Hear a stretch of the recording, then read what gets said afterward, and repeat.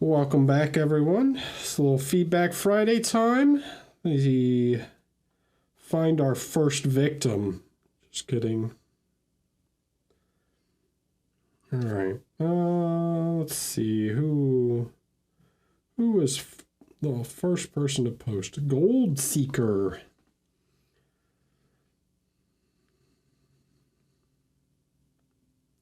So let's save this guy and let's grab a couple at a time. Something about first attempt at NMM. Okay. And still think it'd be nice to get the feedback on this piece. Goal was the best transform a young sculpted figure to look old. Okay. Sure. All right. So let's jump in, shall we?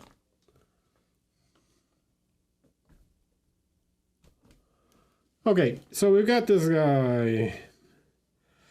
All right, so my general feedback is like, yeah, it's pretty good. It looks nice for sort of tabletop plus kind of figure, right? I think the thing that I'm seeing here is like we can talk a little bit about detail contrast, okay? So one thing when you're doing these sorts of figures, particularly like Death Guard type stuff, can be tough because you have a lot of elements. There's a lot of details, and it can sometimes be difficult to let some elements come forward and some elements sort of like be less important or less detailed in this case in order to not like draw as much attention. If I was to ask you guys like what is the most detailed, right? What thing on this figure has like the most information on it? What would you say?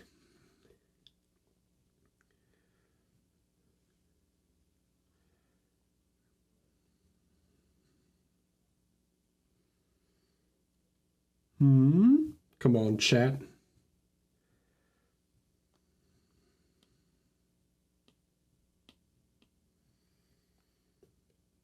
Quiz time. Yeah, you think so? I think the thing that has the most information, Monument, the big raid. Hello, Monument. We are doing Feedback Friday. I'll give you guys a second to come in. So actually, I'm going to say the base has the most information. Not the thing that necessarily draws the most attention, but the thing that has the most information, right? Like the base has a ton of just like detail and information, okay? It's super heavily textured, lots of light and shadows, lots of what I assume is probably some mix of dry brushing and other things. And it's just creating a lot of noise, right? How's everyone doing from the Monument raid? How's it going? You guys ready for Adepticon? So what I would consider, right, is sometimes we have to simplify things, okay? What I mean by that is like, one, you've used like a very textured surface here, so it might actually be worth like reducing some information in areas in order to not make it like so noisy, okay? So we can simplify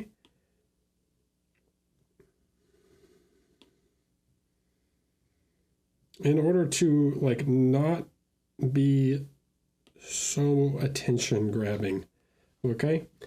So even the difference between like that and that, right? This simplifies this shape and causes it to like have less overall like visual draw and noise.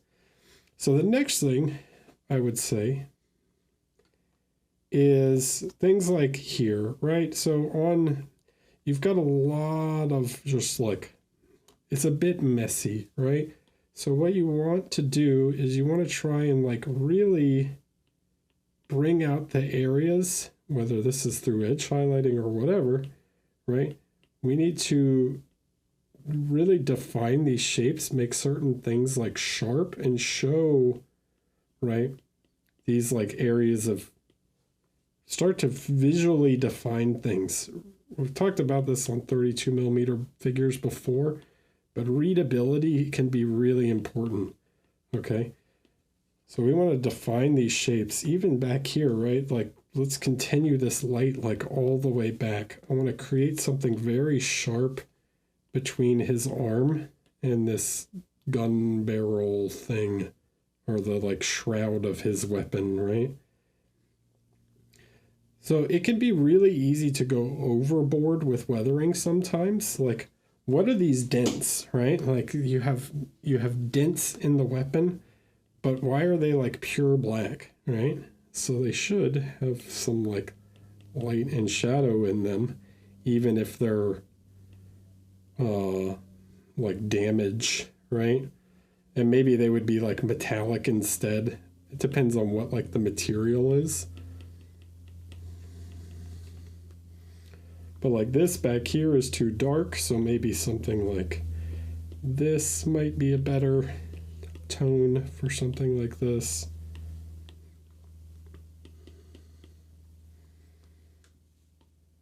Excuse me if I cough at all. I've been like that, dealing with allergies. Bad pollen this time of year. And it's kicking my butt. Right? So sometimes we want to simplify these shapes in order to create more visual consistency, right? If you put maximum contrast everywhere, there's maximum contrast nowhere. We need to create contrast not just on each individual element, but also across this whole scene, right? Across the entirety of the figure, okay? So it can be really important to visually distinguish different elements, all right? Even though this noise and verdigris and everything, like you've got rust, and that rust is the same like color as this copper, and then you've got steel on top of that, and then there's just all these elements, and then there's verdigris on the steel, right? So you need sometimes to really just like think about this stuff and like simplify elements, okay? And you don't have to go like maximum information on everything, right?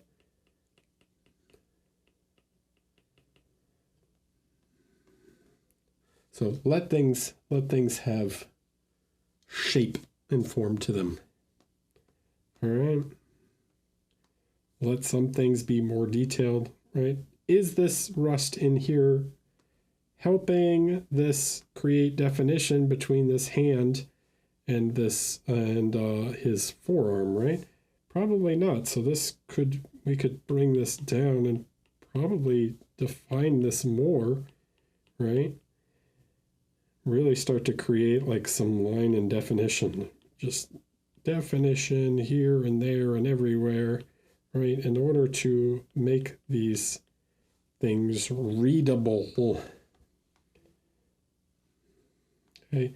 This is an important thing when you're working with this stuff, is like push this light like up to this edge here so that it creates a strong line of definition between the two shapes, okay? Right, so by really like pushing this line up like this, I create a strong definition between these two, okay? You can see the difference here on the hand, right? This is noisy and kind of blurry and doesn't quite show. Hey, Stefano, how you doing? And Mike, hi, everyone. Right, so it's like this doesn't really show the separation of the forearm and the hand super well. We're here, if we push the definition a little bit more, to push the contrast between that dark line and that upper volume, it creates a more clear readability in the shape there.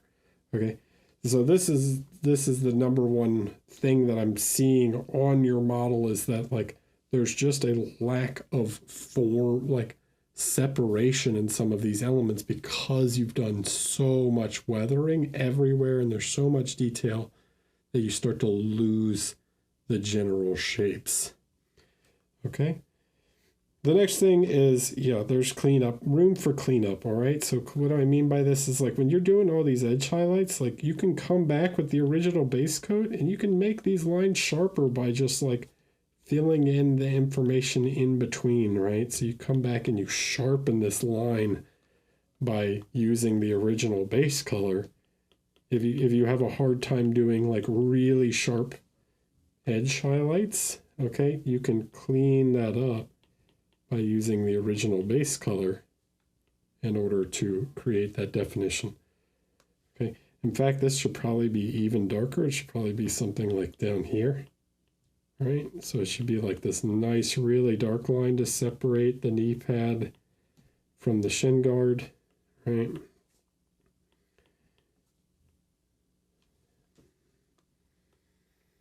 Okay, so we create definition and information. EOS Ver, hello, thanks for the follow. Right, and that applies sort of everywhere, okay? Right, like here on the leg, I have lost this light. Like, where is this light on the leg here? Right, there should be light here on this green. Okay, I don't have it anymore. I don't really understand what's going on with this pink either. Like, his stomach is supposed to be glowing or something is a little weird. Okay, so right, we need to create that form and make these shapes readable. Then you can come back with like, okay, so I've done something like this.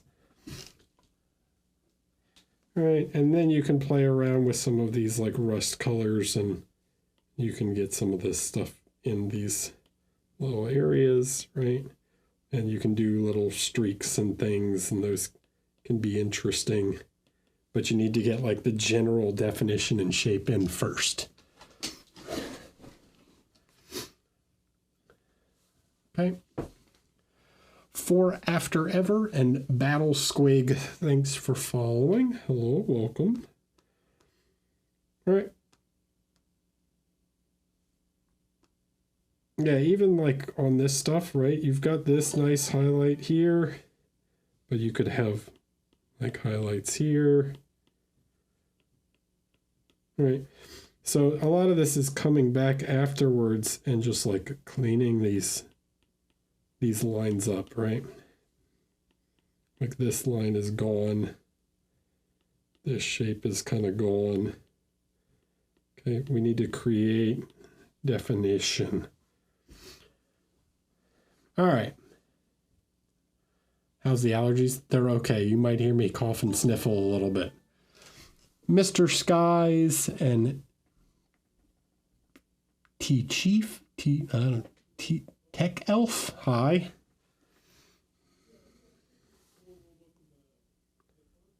Okay, so that's my general feedback for you. All right.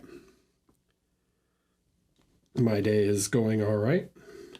All right, so the next one we've got, let's see, this lady. All right, so first attempt at NMM, not bad. Generally seems okay. It has a very there's like this bit of Francesco Farabi feeling to it, okay? Which is like in terms of the like values and kind of colors, it kind of reminds me of that. I think it's going okay. One thing that is confusing me is it seems like you have sort of two lights happening. There's this yellowish light that's like very focused on like the center, but it doesn't feel like a different metal. It all feels like it's supposed to be steel. Okay, so, but it's very centralized here. But I don't really pick it up on like some of these other areas. Right? It's like it's kind of here. Okay.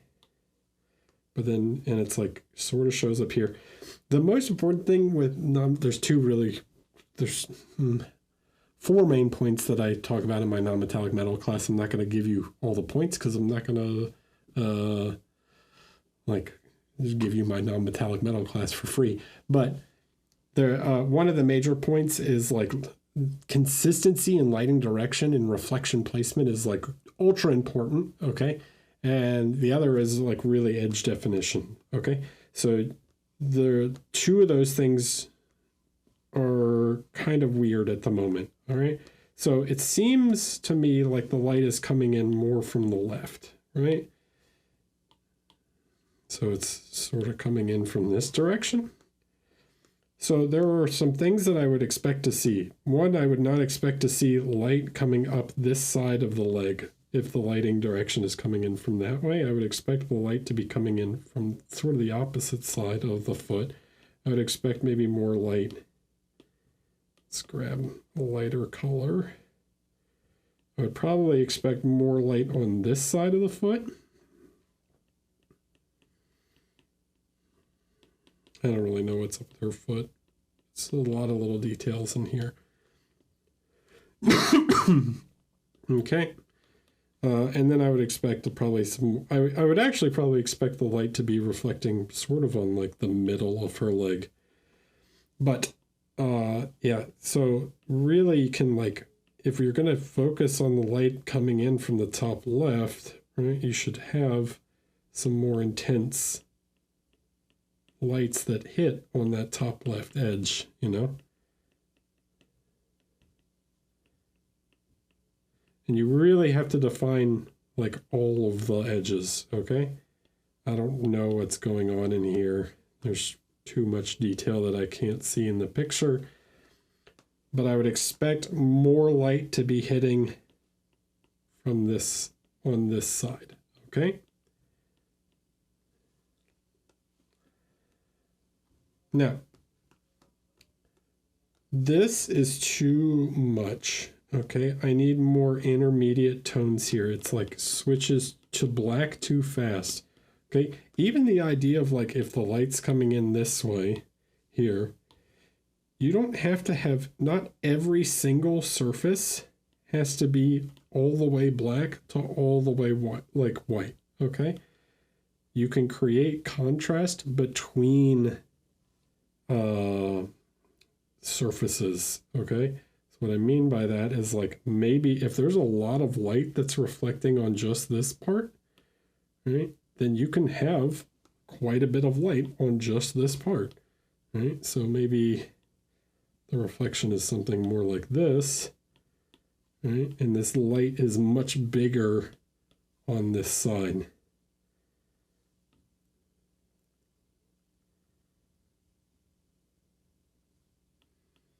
And this should share some of the lighting with that.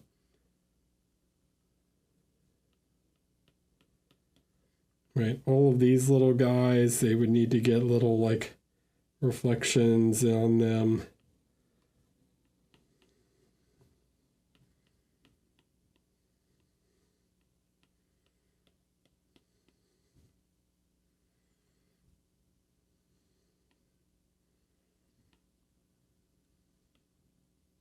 Okay, maybe something closer to that, right? So you can see the difference now between this before. See how dark that looks? And it's like, and then something like this where it's like, oh, okay, this looks like shiny now. And the light is like really catching on that whole surface, right? And then there's one part of that surface that catches more light than the rest, is like the true main highlight. But you create like and then you have the separation between this sort of midtone here and these more blacks that are facing sort of downward, right? Same sort of applies with all this stuff. You need to really like create all of these little missile pods and everything would need to have like really intense highlights on them. Okay.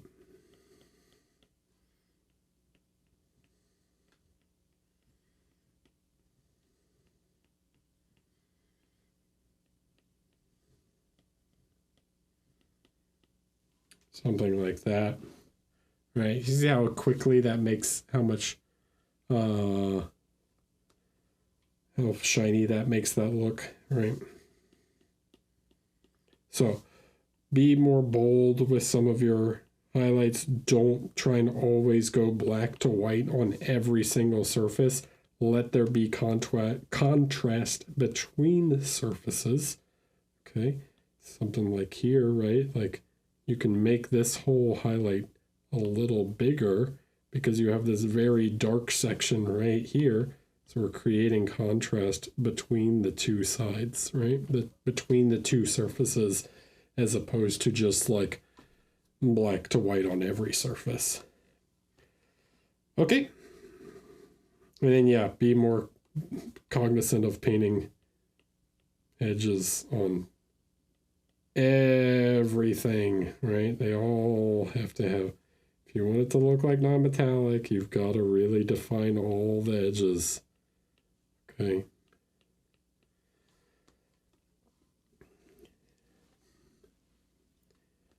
All right. Other than that, I think it's a pretty good. I think it's a pretty good first attempt. Yeah.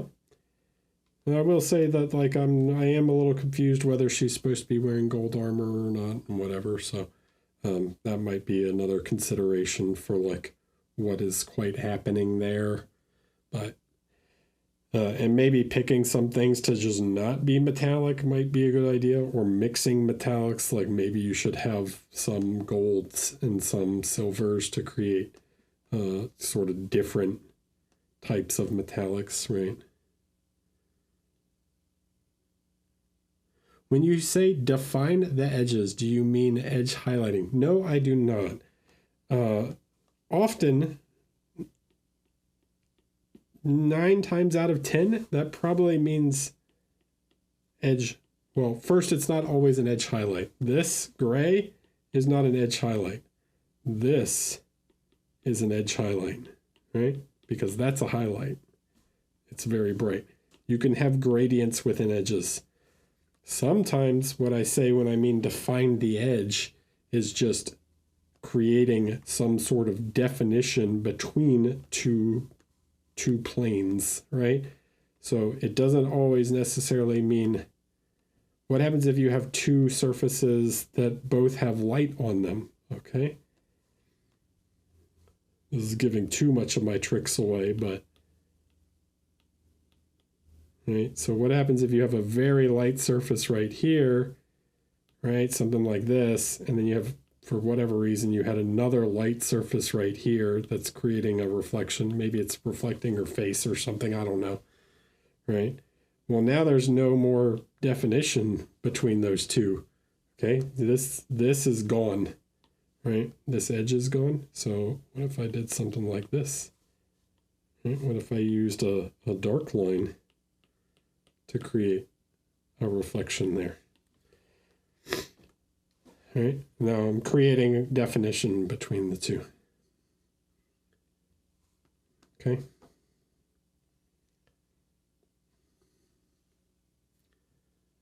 So it's not always an edge highlight. Sometimes it could also be a dark line, right? All right. Next.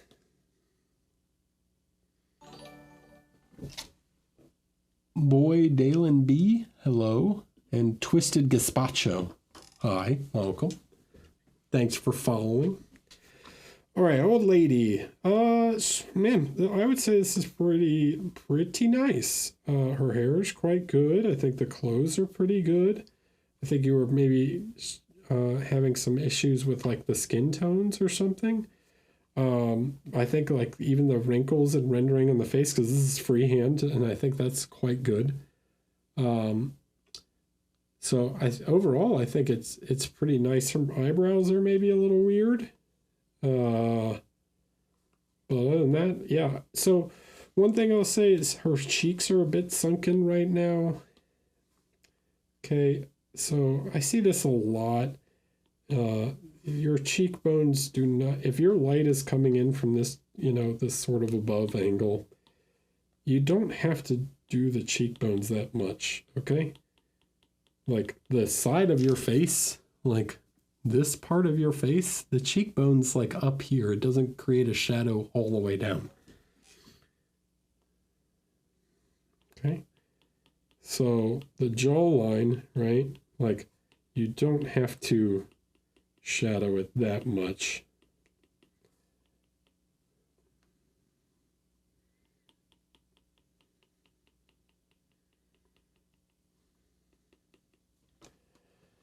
All right, the next one is this shape, right? I've talked about the nasal labial fold quite a lot in the past, but you want this to be a little bit more rounded, right?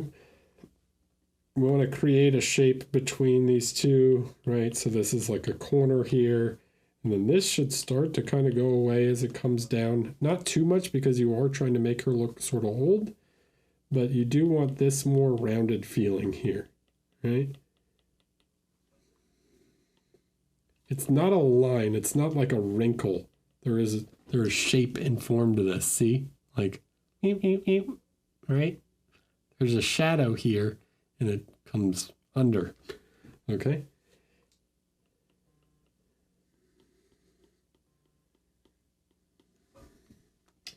I think if you also want to make her look older, you could do the shadows under her eyes a little more. Right, make her eye bags a little more intense.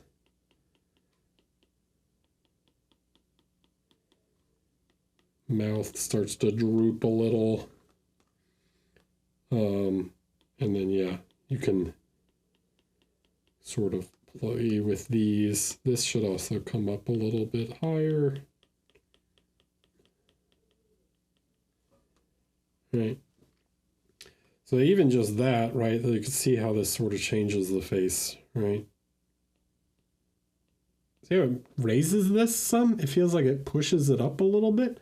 I didn't really change that line, right? I just pushed the shape up a little more. And it kind of like brings the whole face up slightly, right? There's a big difference between wrinkles and facial volumes. Okay, this is a facial volume. It's not really a wrinkle. Wrinkles is like in the corner of the eye. These are like folds, but they can even become so thick they become, right? They are both wrinkles and volumes depending on how what the facial expression is, right?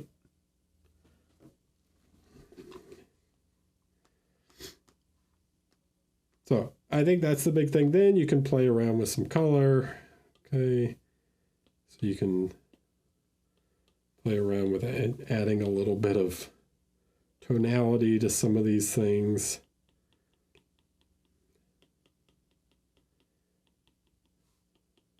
I see you have some in the cheeks. You can maybe do it a little more intense. But I think in general it's quite good. I think the big thing is just sort of understanding those shapes. Here you could maybe take some of this shape a little bit more and try and like round this over a little bit more, make those eyes feel like slightly sunken. This is always definitely the darkest part here, the corner of the eye. Right, and then even lighten, maybe just like take some of this guy. Lighten this up a little bit, make these feel like slightly more rounded.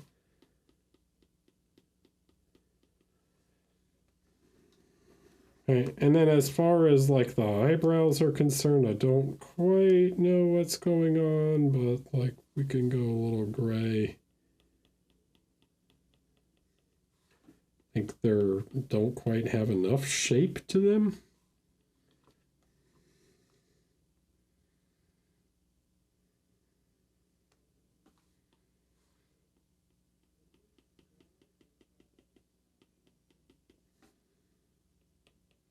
They also have their own volume to them.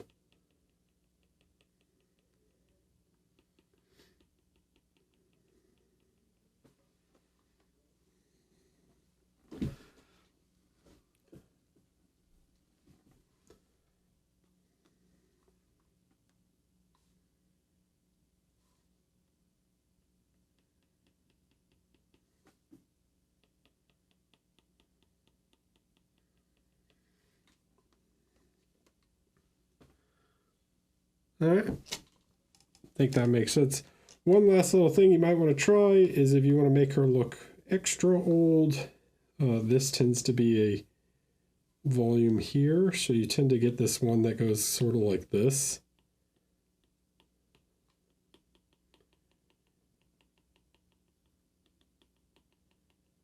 It's like this line that sort of connects like that.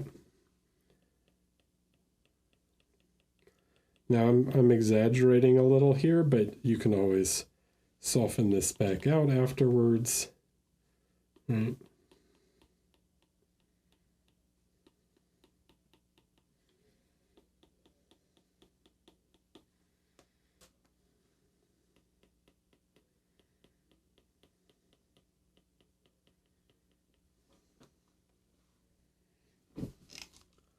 Okay. All right. In terms of like the cloth and stuff, I don't really have much to say. And the hair, I think, is also quite good. So, yeah, in terms of the face, like I think that should hopefully have been like a pretty okay explanation of what's going on. You could round over the jaw a little bit so it's not so square.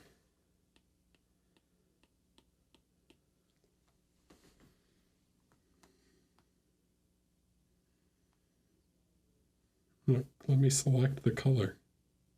Thank you. Right. So something like that.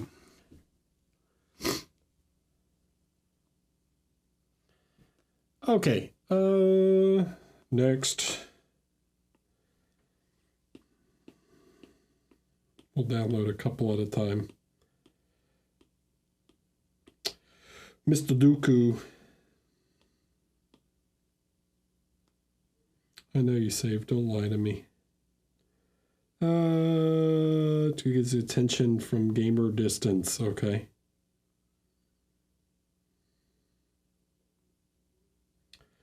And this thing? Oh boy. All right.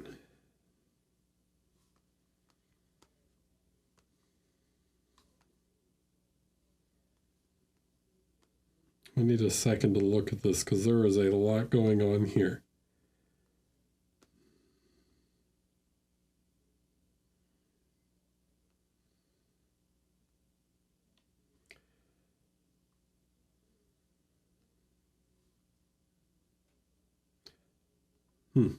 Okay. And then we'll get Mike's.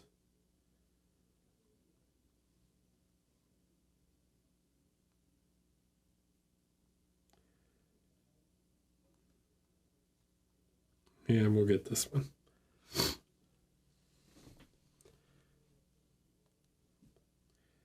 Okay.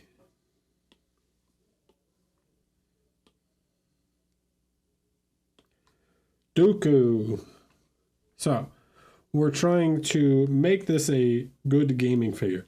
And right now, I think it is a good gaming figure. But if you wanted to make it more interesting, I think you could do some OSL, right?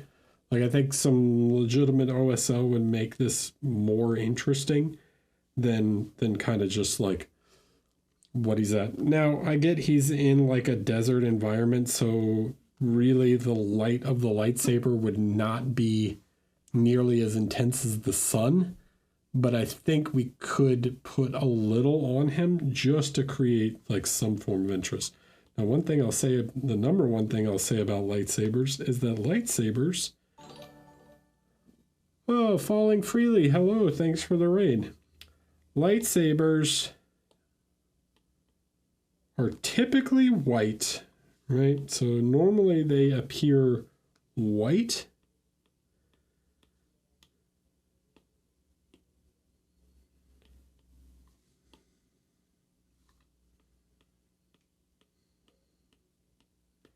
So what I would do is try and make probably towards the handle a little more intense, and then start to move it towards like a white color, like as you get closer to the hilt, right?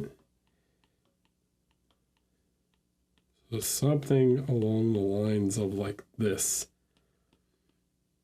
If you want to make it look like it's glowing, like you need to put that light in there.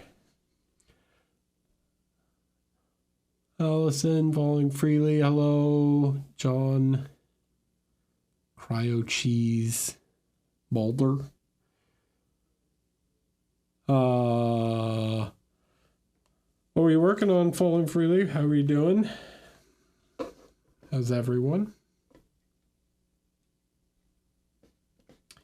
All right, so that's the number one thing, right? So that's the thing I would consider doing first, is making that more intense. Then you can start to play with some light on like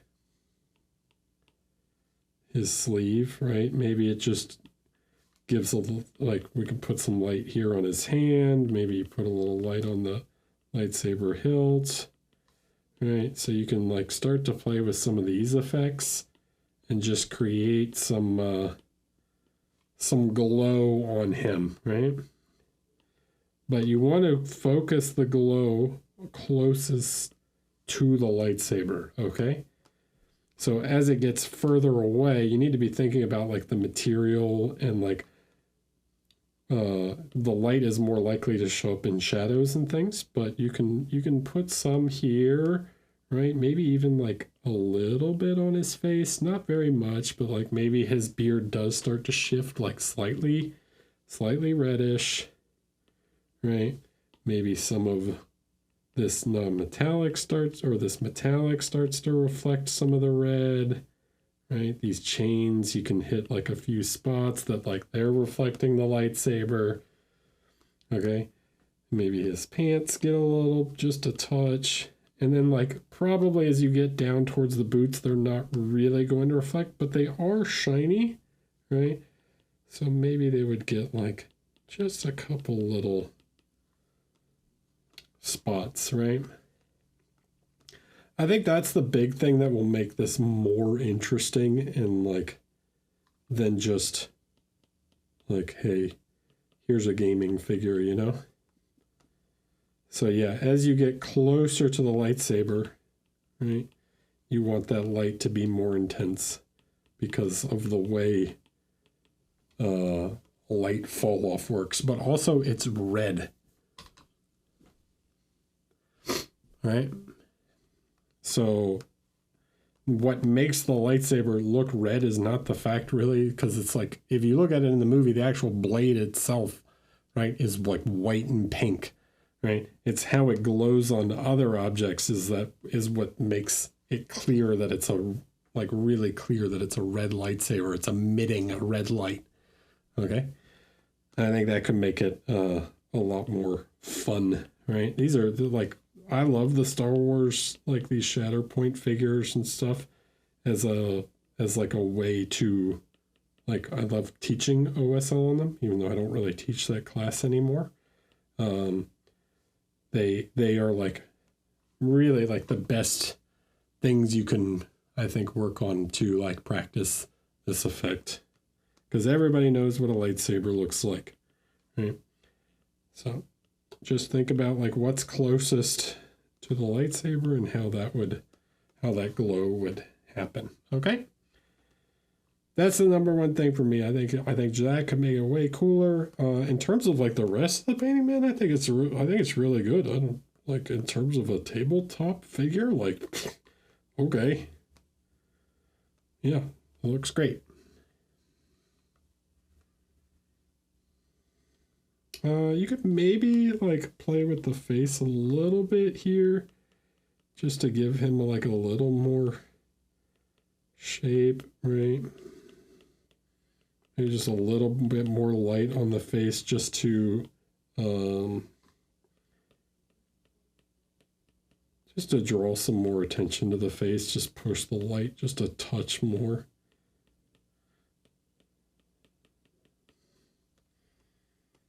And that should help pull a little bit more attention. Okay. All right. Next. All right, this beast. So there is a lot going on here. Is that a capybara? Capybaras are even friends of the dinosaur mans. All right, so the base is cool. There's a lot going on, but I think in general, like a lot of it's working quite well. Some information gets a little bit lost around his legs because it's so much of the same color. I would recommend finding somewhere else to use this green because it feels very out of place over there. You have basically all these warm tones, reds, browns, oranges, and then this like green just sort of comes out of nowhere and is like, hey, look at me, I'm the weapon, I'm bright green.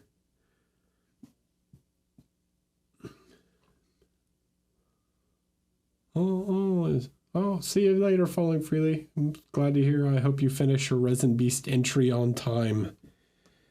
We're short on time. Okay, so yeah, I would try and maybe even if it's just like one of the other snakes or something, you know, you could use like a little green or maybe like put some actual greenery on the base somewhere, right? Like, I don't know where specifically, but you can, you know, maybe some of these plants or whatever are slightly more green. I'm going to make this like a color layer. Even if it's just like leaves or something, I don't know. I'm just going to like color a few things just to show like what adding some extra green. Like you got some down here, so I would recommend like maybe some of these leaves are green, right?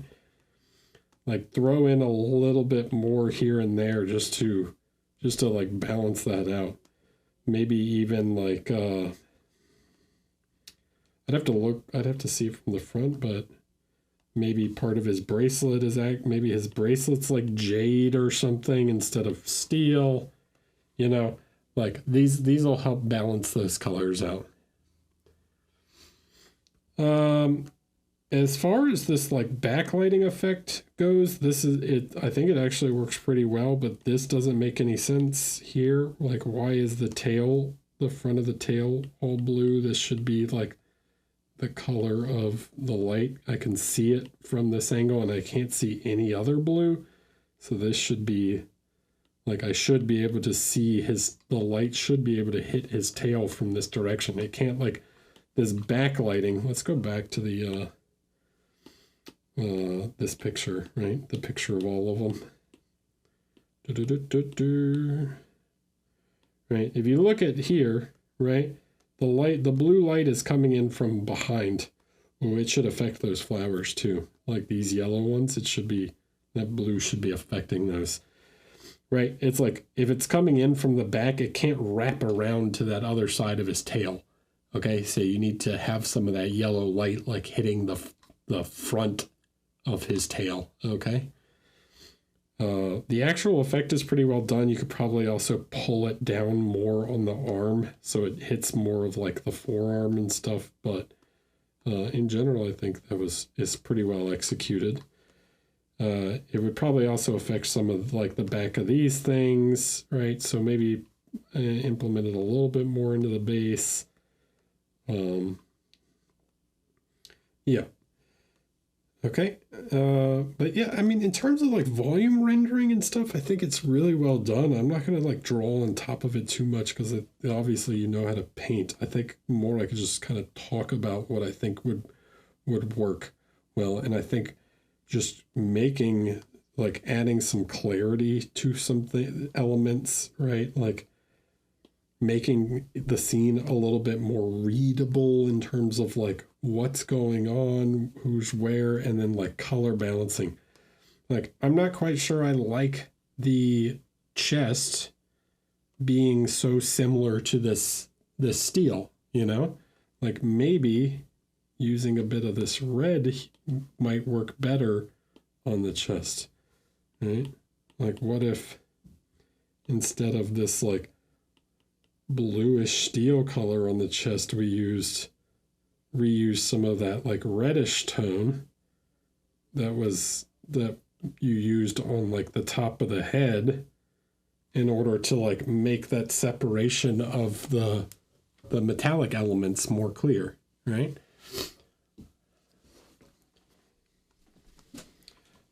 I also think like this leather is probably too rendered, so I'm losing a bit of the shape here, right? Like these are the wood and the leather are like too similar, right? So it might be worth pushing the light a little or making the wood like a bit lighter. Let me make this. Right, if we make the wood just a lighter wood, it's going to make those leather elements stand out more, right?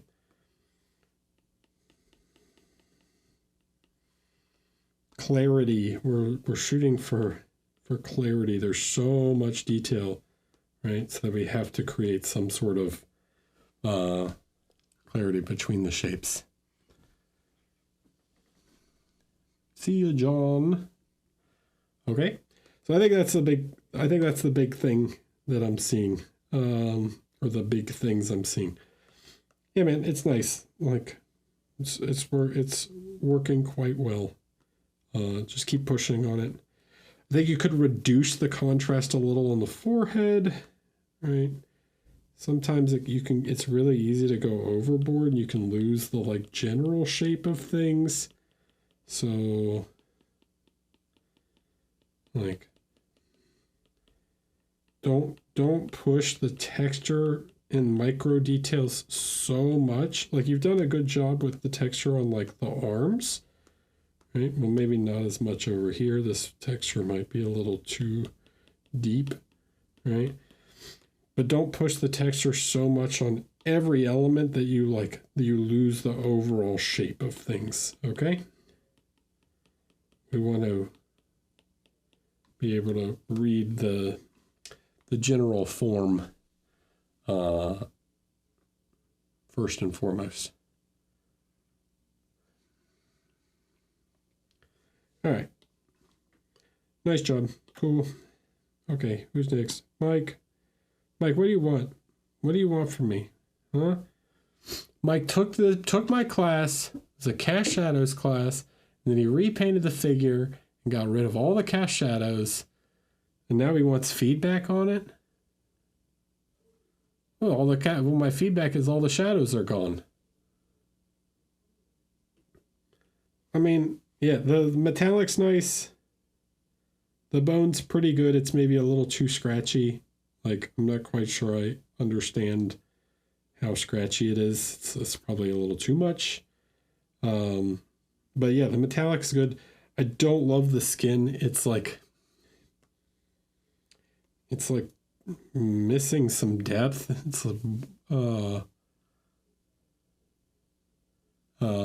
It's also really blue for some reason. So like, is he supposed to be a zombie?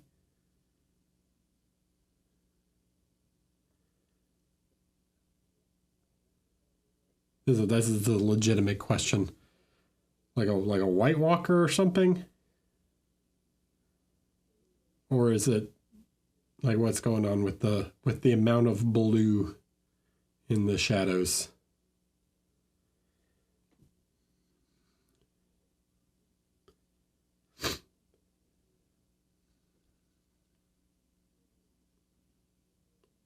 Okay. Well, if he's supposed to be Zinch, one thing we could play with is like more magentas, right? So possibly you need some more colors like this in the skin. It's also super pale, like, but we can create some more shape to the skin here just by like lowering this. And yeah, I think you need some kind of like reddish tone in some of these like transitional shadow areas just to create like, which is going to cause these to turn more purplish, right? But like we need to create some color in here because it's just like pale pink and white and then like switches to blue. There's like no color to his skin at all. So I think something like this could help, right? Like,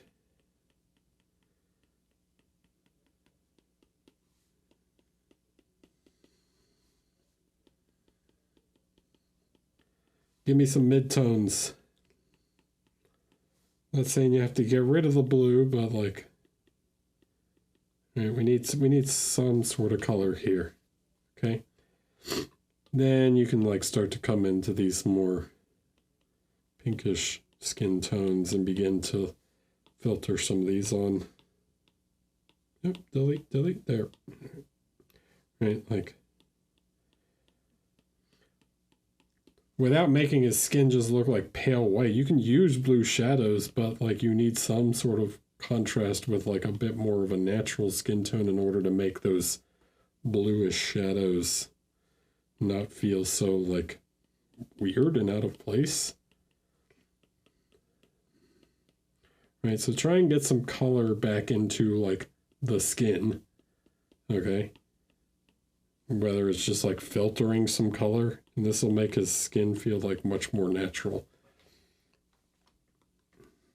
Right, and give him some definition. Then you can play around with like, right? Like this is your shadow right now. It's like, this is like medium gray, right? Like let's probably try something like this.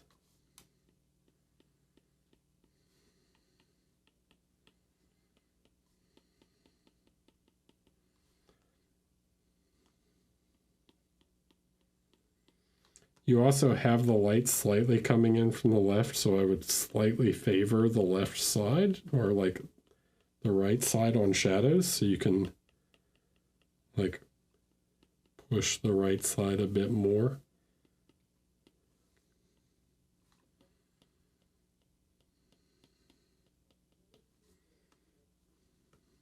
And that should make his skin feel a little bit more natural.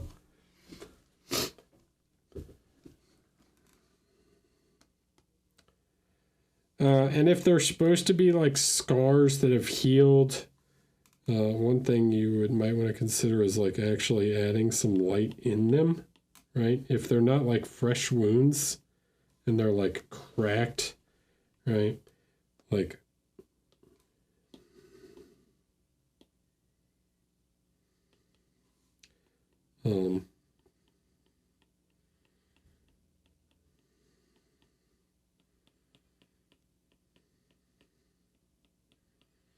your skin, like you would have light like reflecting off the inside of them, you know?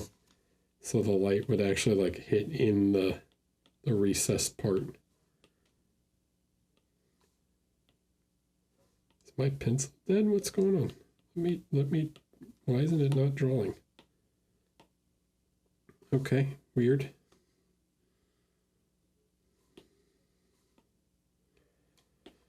All right, well, hold on. Let me close that and then relaunch this.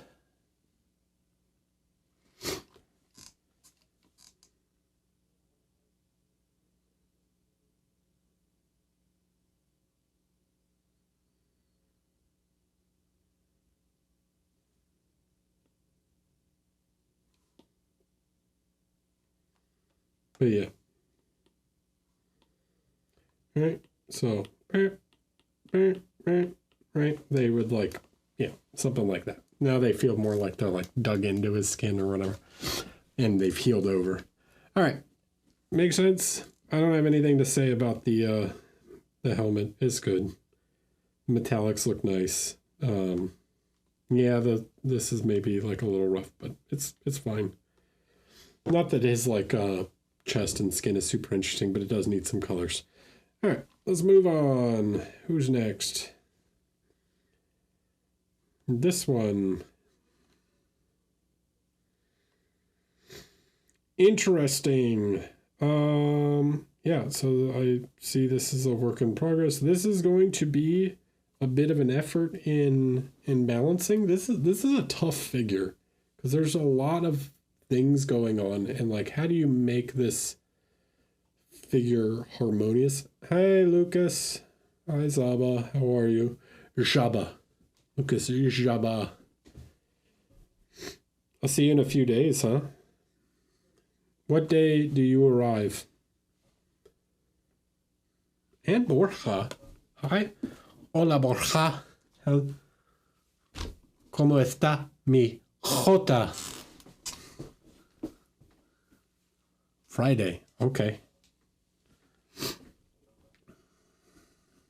Sí, al Corte Inglés.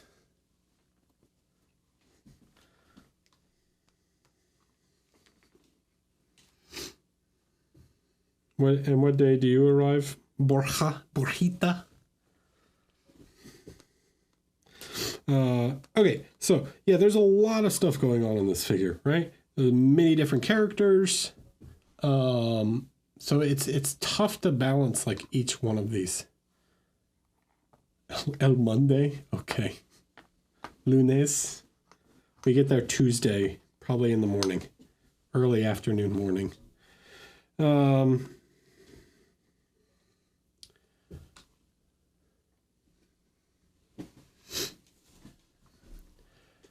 Yeah, it's so difficult, and without knowing like the full idea, I don't know really where to tell you to go and how much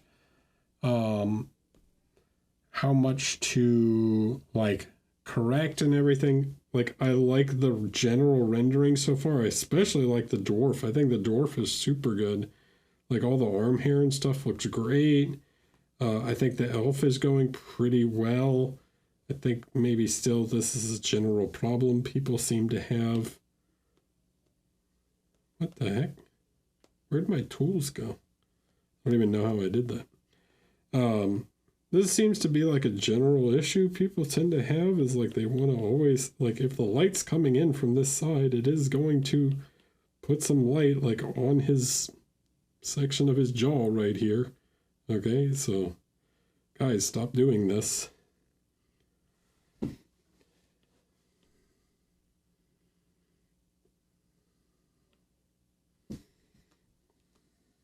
Okay. Like, the light comes in from that direction, he will get light like on the side of his face. No one's face is like, jaw is so sunken in that it's like a skull. Okay. You need to create some light on the side. Right, and then you probably have some even some highlight here, right? And then maybe this would like connect a little bit. You know. Say you got the same problem on him, right? It's like, where is the light like in this area? Right, his face is not that sunken, right? Now, the big thing I'm going to ask is, like, if this is the plan, if you're going to do this with this blue light, you need to be thinking about this on like everything, okay? Like, how is this blue light going to affect, like, if you're going to do this blue rim light from below thing, like, that means all these other elements also have to get this blue light. So, like, how is it going to affect the elf? Like, would you get it on like the bow here? Right? So this sort of rim light effect can be dangerous, right? It's like, is it only from below? So is it only going to show up like on his hat? Right? I see it's like on the back of the thing. This is the thing with rim lights. Everybody, I'm going to blame Alfonso a little bit, actually. because I think he's one of the... Alfonso likes to paint illustrative, okay? And Alfonso does rim lights quite well. But because he sort of popularized it, just like maybe my fault with cast shadows, right? If you're going to do these, they need to serve a purpose. And what is the purpose? Right? Does anyone know what the purpose of a rim light is? Please, chat, inform me.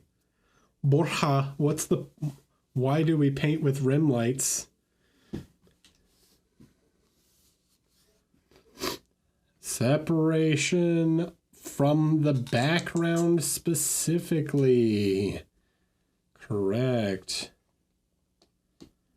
It is specifically to help silhouette the figure against the background. All right. My shirt, if I go like this and turn away, and it's like this part here starts to get lost in this dark background of the like shelf behind me, okay?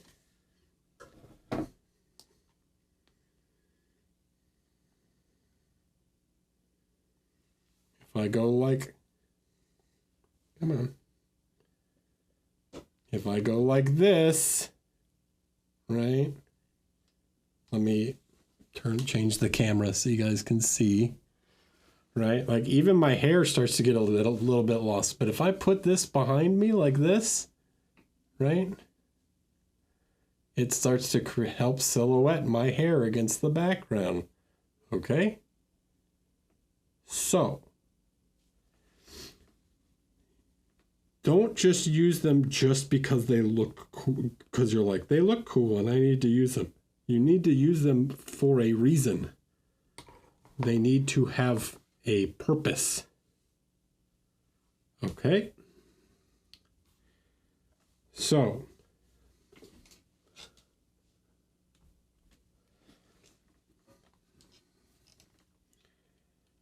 say you want to take this figure. This is a good question, Jackson, because obviously this person seems to, I don't remember the username. They apparently feel that this figure works best on a black backdrop. Hey, Whittle Goblin. Yeah, I said it right. Is a Whittle Goblin. Hi. How are you? Welcome in, Raiders. Mini raids tonight. Thanks for the follow. So, you have to consider, right, how you want your figure to be viewed. Okay? How you want to present your figure. Is the figure meant to be presented on a black background? Right? When you photograph it, do you want it to be presented on a black background? Do you want it to be presented on a gray background, on a white background? All these different options. Clearly, rim lights work better on a black background. Okay? Because the edge, right, these shadow sides, the edge begin to get lost in the black. Thus, the rim light stands out more. Okay? So, consider how you want your figure to be presented, and then choose is using a rim light or a backlight, in this case, like good for the scene, right? Now, the next thing comes is that you have to be consistent with your rim light, right? So you can't just like put it on one character in one spot, right? You need to, if there's going to be a rim light, that rim light is going to affect many things. Like it's going to affect him over here, right? It would help silhouette his hat like this. This is the purpose of it. The purpose is to silhouette things, right? So it's like, okay, his sleeve won't get so lost, right? All these elements that you're worried about getting lost on the edge will begin to stand out with this rim light. This can be very challenging, though, because we talked, I think, last week about the Fresnel effect and things, and like how this rim light would work and like how intense you should make it, right? And how sharp you should make it. There's sort of two approaches. You can either do it in a cartoony way, similar to how Alfonso does, where it's like these like really sharp lines, or you can do a little more like how I do it, where you don't make it so intense, right? It's not so like stark of a contrast, and it's a bit more naturalistic, but it's a little more subdued, okay? I don't think either is correct. One, I think, works a little better from multiple angles. The harder, more cartoony style, illustrative style can work. Are we running ads right now? Sorry. Terminal airline the equation. All right. Hold on a Terminators for a second. So, like, you have to decide which sort of one you want to do, but realize that more stark transition line is going to not work as great from as many angles, right? It's going to be less effective at sideways viewing angles.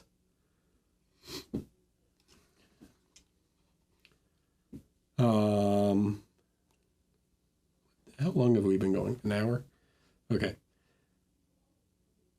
So that's my main takeaway. Sorry you didn't get a lot of feedback on like the actual painting, because I think it's quite good and I would just suggest continue going. Okay. Le Sail Brute 13 with the prime. Thank you. Just keep going the way you're going, but be cognizant of like how you're going to pull off this effect. Okay. Rabies. Hi.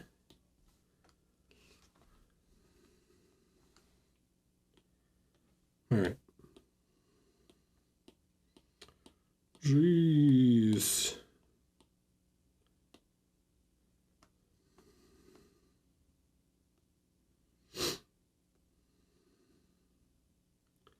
Torn between thinking this is pretty good and this is awful, I should strip it. Well, don't strip it. I really appreciate feedback where I might be off on how to fix it. The end of the amendment was meant to imitate satin finished metal, so I deliberately aimed for smooth light transitions rather than sharp highlights. Okay.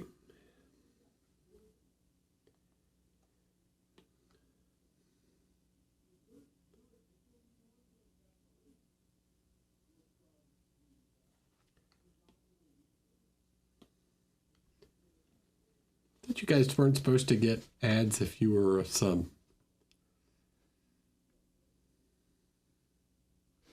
I don't think subs get ads.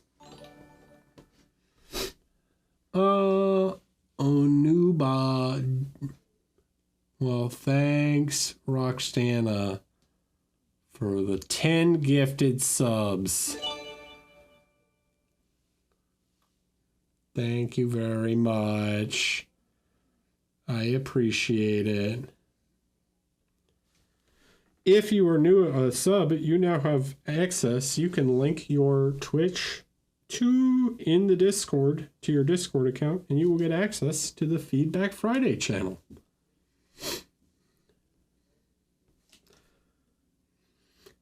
All right, big feedback. I'm going to say mostly the same things I said on the Nurgle guy. One is just, you got to, if you're going for metallic, you got to be a little more clear at like defining these edges, okay? I'm not going to, like, in general, I think this piece is pretty good, but like this sort of stuff, right? This helps, okay?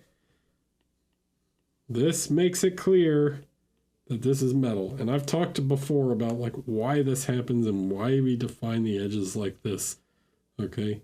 But you have to do it, okay? It's just part of the effect that makes it work, all right?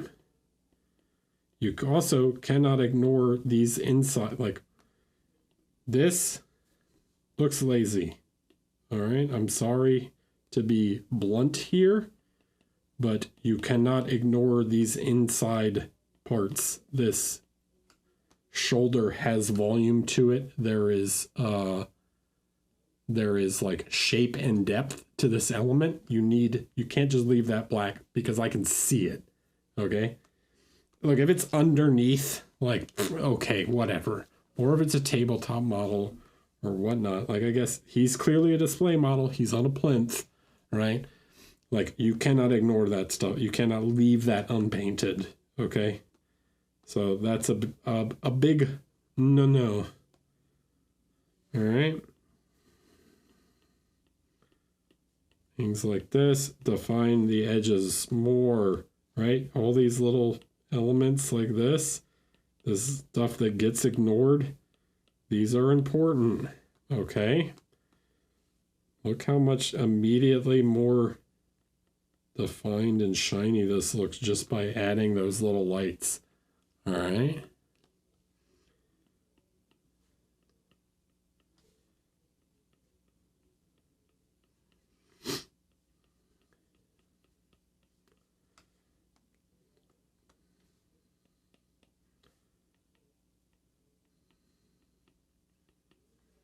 Okay, so define things, right? You need to paint edges. Yeah, you need shines, right? Like stuff like this skull is just like getting lost. So like even if it's not a bright white highlight, like you have to paint around these shapes, right? Don't lose them. The general volumes of the metallics are quite good. It's just like you didn't take the step to like define, to edge everything. Excuse me. Okay. So that's the big thing. Next thing is just color composition. You've got too much stuff going on. There's like red, bright blue, green, purple, yellow. It's everywhere. It's like you're just all over the place. You just like pick a color and just like throw it on there, okay? Like try and be a little more particular about like what color you're going to paint things, right? Like limit, sometimes less is more, okay? Like what if instead of bright green here, okay, let's just do this real quick. Let's just see what happens if we just, you know, instead of bright green, what if we did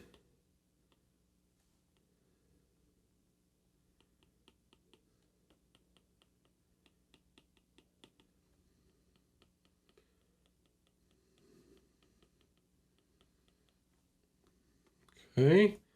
We eliminate one color, but now we create these like 3 points of interest between, right? And then we can make this a little more blue, but we create these like, you know? Okay.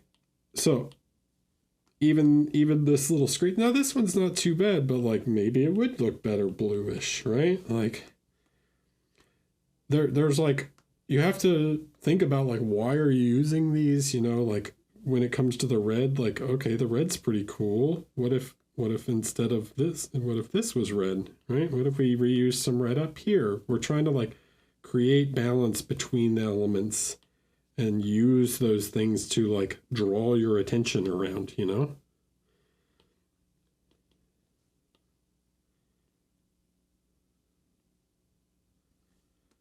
Okay. Open the hype chest.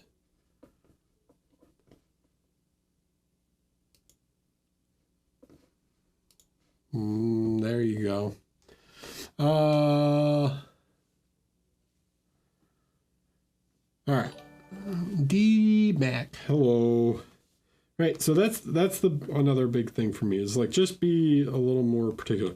Now his skin is like super yellow. He also needs some red in his skin. Okay, so try and get maybe not quite that much, but like it is way too yellow right now. Just try and get like some skin tones in here. Okay, so like not so, makes him look jaundiced when it's that yellow. Right, so he needs some shadows and stuff, and like push the saturation a little more in the shadows, right? So like,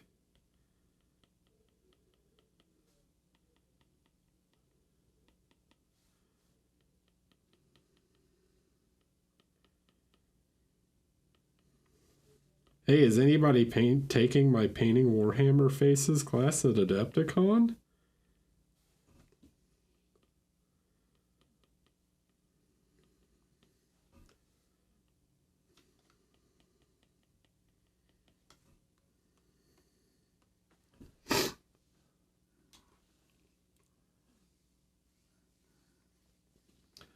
Cool. Like instantly, two 20-seat classes sold out in like 5 minutes or something.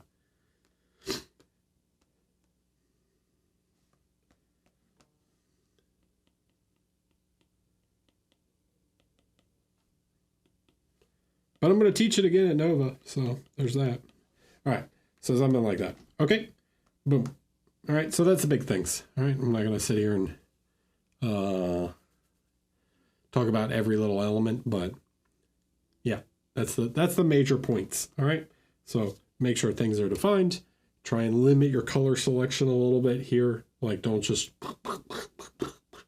right. Like, if you can't figure out what color you want to paint something, choose something else. You know, like try and think about what you've used already and how you can reuse those things to make something more interesting.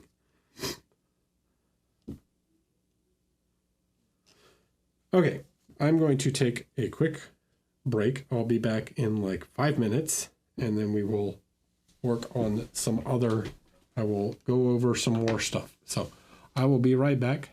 Don't go anywhere. All right, I'm back. Hello. Howdy, howdy. All right, let's jump to the next one. I hate when it does that. Just stay where I was.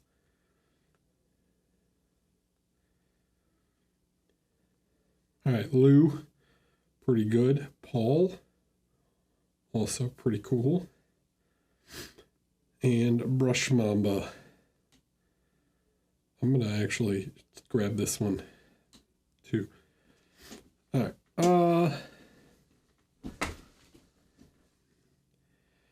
Okay, Lou.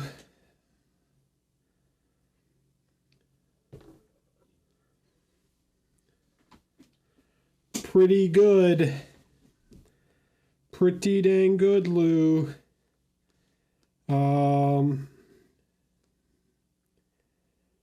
General effect seems pretty strong. Parizowski. Hi. Thanks for the prime.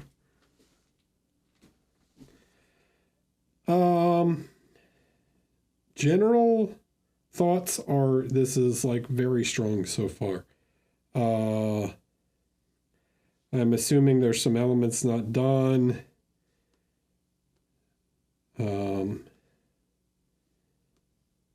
But overall, I think it's very good. There's probably some elements of like the stone that could be like a little smoother, but in general, I don't think it's bad. One thing I'll say, let's talk about her a little bit. So this is sort of the shadow you have, okay? You have this sort of shadow tone on her, all right? I think we can push some shadow areas a little bit more. I think we can be like a little more bold with some of the contrast, all right? So I think we can try and like work these shapes a little bit more. Not too much. Yeah, something like that, right? Something like here, right? Let's try and like adjust this shape a little bit more. So we're going to try and like round some of these shapes a little bit. And then we're going to play with some bounce lighting, all right? So things like here, right? Even on her face, maybe just a tiny bit more shadow.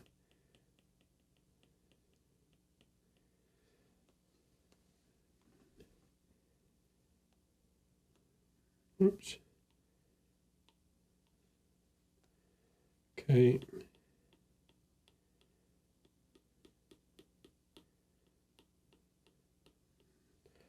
Now, what is this blue going to do to her skin? Okay, it's going to turn very grayish, right? So I think we can start to play with some like bounce lighting on her skin. Things like this, right? The light like affects off of the cloth. Okay, even in some of these areas, right? Like you can play with some of the light, then like something like this, right? This might reflect on her arm a little. Okay. Even her own skin is going to bounce some. So you have things like this. Right, so you can create more shape and definition. Now, when you are working with bounce lights like this, it is important that they stay in the shadow family of values, right? So you don't want to overdo the bounce lights, right? You want them to read as like a lighter value, but you don't want them to be like so intense that it's like overboard, all right? So they should exist like in that family of values, right? But you can do like stuff like this to create more interest in the shapes, right? In more interesting lighting situations. So think about like how the light affects this stuff, right? And like where you might get some bounce lights, right? Like as light hits one element, that light's going to reflect off of that element and create more interesting lighting situations. Okay. Now, the next thing I would say is like, you could probably use a little bit more color in the middle values here. So you're kind of skipping some of this like middle stage values. So like getting a little more color in the intermediary tones. It's not like a huge change, but just like a little bit more color in the transition can help a bit, right? Even like up on the top of her shoulder, just like pushing just slightly more mid-tone on the top of her shoulder and focusing the light more on the front will help round that shape over a little bit. Okay. See what I'm doing? Like just a touch will help round her shoulder over slightly. All right.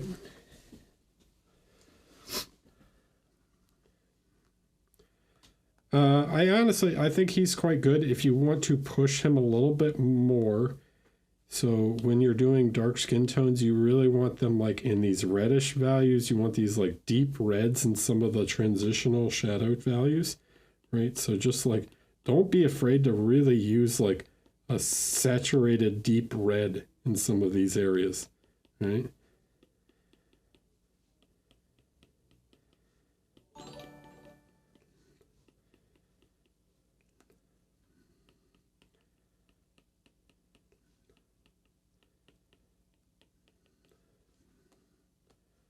So you can push this quite a bit.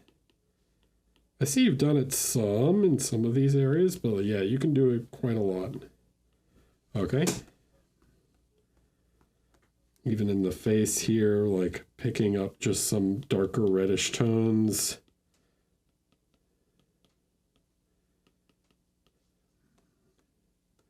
Right, something like that. Yeah, kind of whole red, something deep saturated red. Amelia's Miniatures, thanks for the raid. Hello, welcome in. Hi, everyone.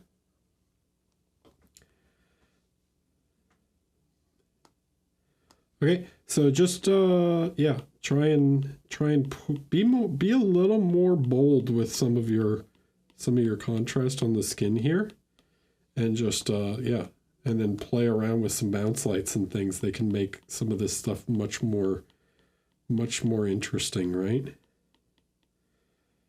Like here on her, like on her butt a little bit, you know, you grab some of this, you gray it out a little bit. You know, the light hits this piece of cloth behind her, and then would probably create a small bounce light kind of on the back like that. And it's like, it's a little change like that that makes the skin more interesting. Right? And those little touches, they're not like these big things, right? You can barely see the one on her arm when you look at it like this, right?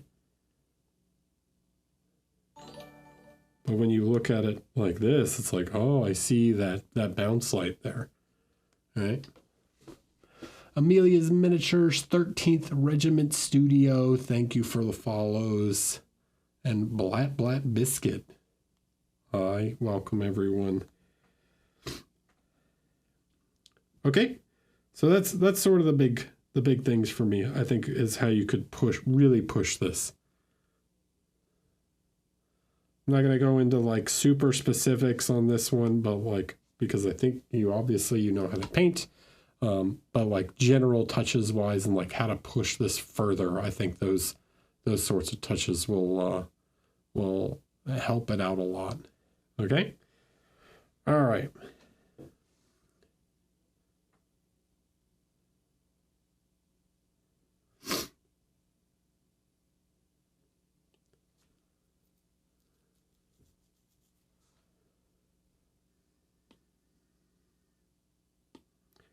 This guy.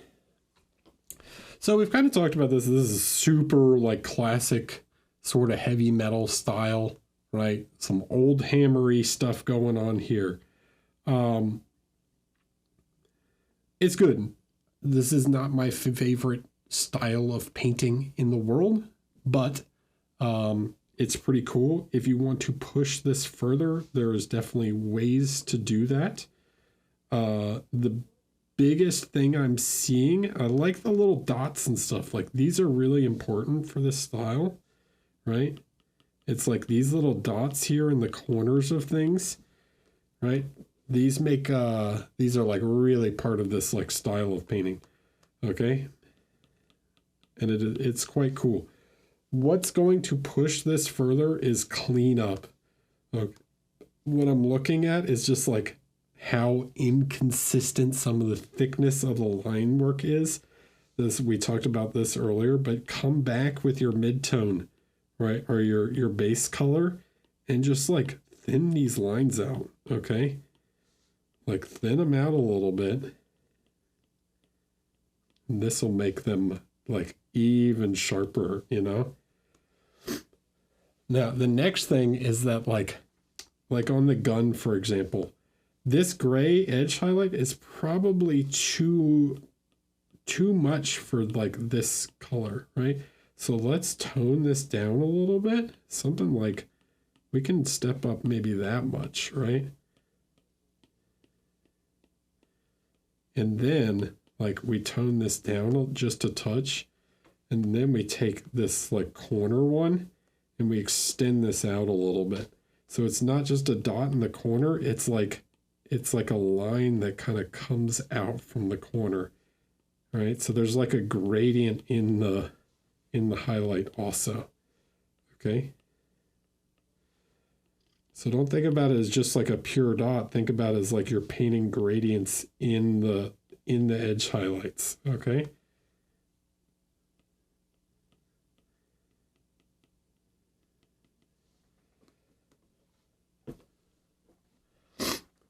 Right. So that's like the biggest thing I'm seeing right now is just like extend this out a little, right? So it's creates this like shape, right? This line, this gradient that feathers out slightly. Okay. Excuse me. Yeah, same thing here. Like let's push that a little bit right there.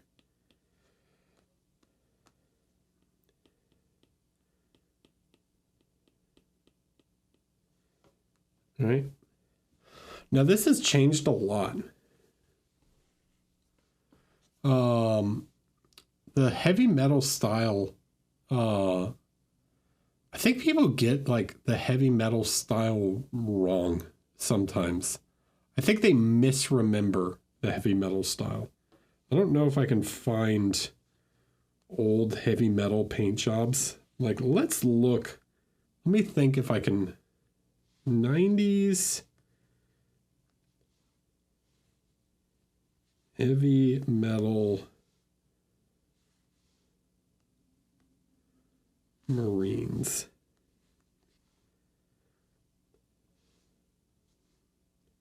I think people tend to misremember the heavy metal style a little bit, and that they used to have like there was more gradients than I think people remember. I don't know if this is going to be the best photo, but I think the heavy metal style of painting, maybe like early 2000s, is really what I'm looking for. But if we think about like the heavy metal style now, where it tends to be like quite flat like this, and it's like all just about like edge highlighting, this is not the style that it used to be. Okay. They used to be like really crazy with some of the gradients. Like this is like, right? So this is like modern heavy metal where it's like edge highlights where there's like a thicker one and then a thinner one in between, and then they do like they do a little bit of the dots in the corners and stuff, right? I wish I could find the old one. Where's Albert when you need him? Because he would be like, oh, you mean like this and this? And he would just send me pictures because the dude is all about this stuff. Let me see if I can't find something along the lines like that I'm thinking of. That's like a modern take on it though.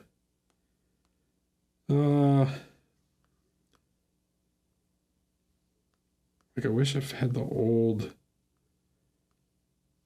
Oops. Wish I had the old Space Wolves. But anyways, what I'm getting at is like they weren't so much about edge highlights as they were about like gradients, right? Like things had like serious gradients on them.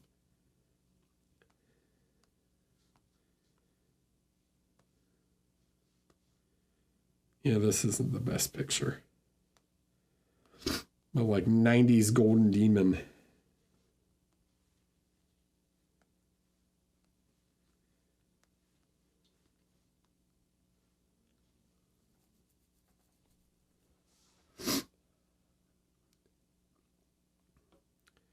Yeah, I don't know. I don't know if I'm going to be able to find the pictures right now, guys.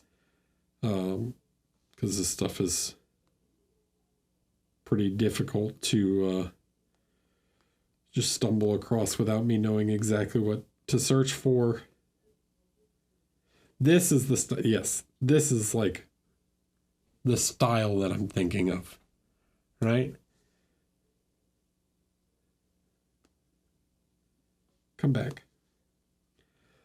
So this is, I think, what people kind of forget about, like that, like really this was the like the ultimate Warhammer style for a while. Okay, come on. Can I just save to photos? Let me just Just give it to me. All right. So let's look, because this is like the same guy, right? Same-ish. Right? Like, well, this isn't the best quality photo, but you could see the bit of like gradient work to it. No, this is not Darren Latham style. This is like pre-Darren Latham, like this is where they really went crazy on like how smooth everything was. It was just like paint everything super smooth, right? It's like everything looked like candy, right? And I don't know if that's sort of the style that you're going for here, but notice it's not as contrasty as maybe you think, right? Like if you look at this, right? It's not as ultra contrasty as what you've kind of got, where you have these like really thick lines, right? So you can kind of reduce some of this.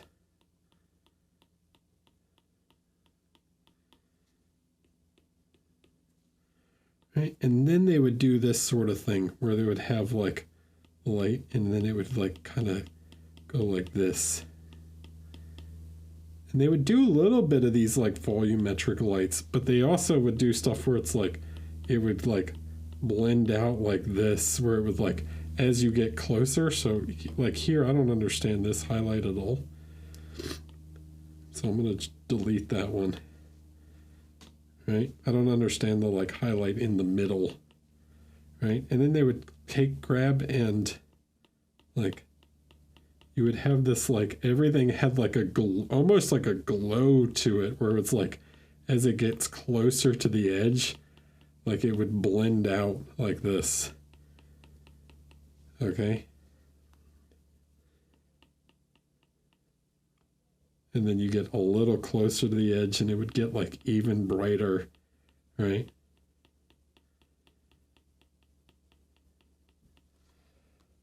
This sort of thing, right?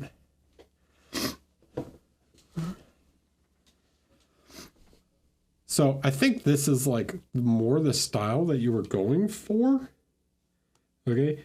And that means like, really it's like this, you want to like, instead of thinking as edge highlights, just edge highlights, think of it as like, as you get closer to the edges, like everything just starts to get a little bit brighter, right?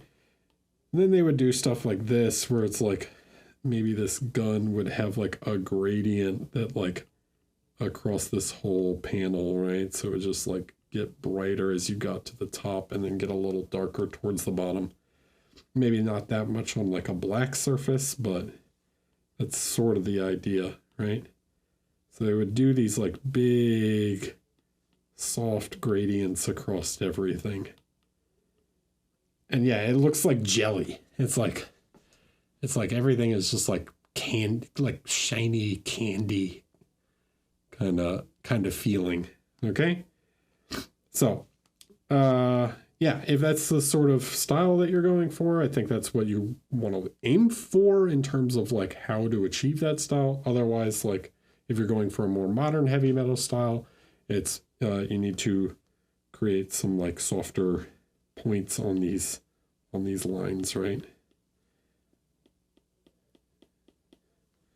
But cool. All right.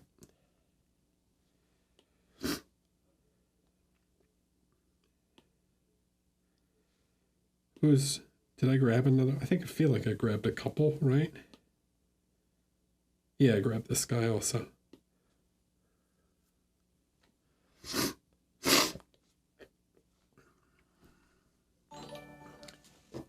Hey, I'm Ryan. Hi, Ryan. Okay. Yeah, I've painted this guy. He's cool, man. I like what you're doing with the tabard, whatever you want to call it, the robe. It's quite cool. I like the sort of like cold feeling that everything has. if I was to give like some general feedback, I think some of these lines are kind of thick right now. I think like particularly like this line is probably too thick. Right, we can tone that down a little bit. And then, honestly, I don't have much to say about the robes. I think they're really good. Big thing for me that I'm seeing is just like the upper part here, and it's easier to see from this angle. All right. This is way too sharp. Okay. So this shape is not that hard of a transition, right? So what I would recommend is just like softening this out, okay? So don't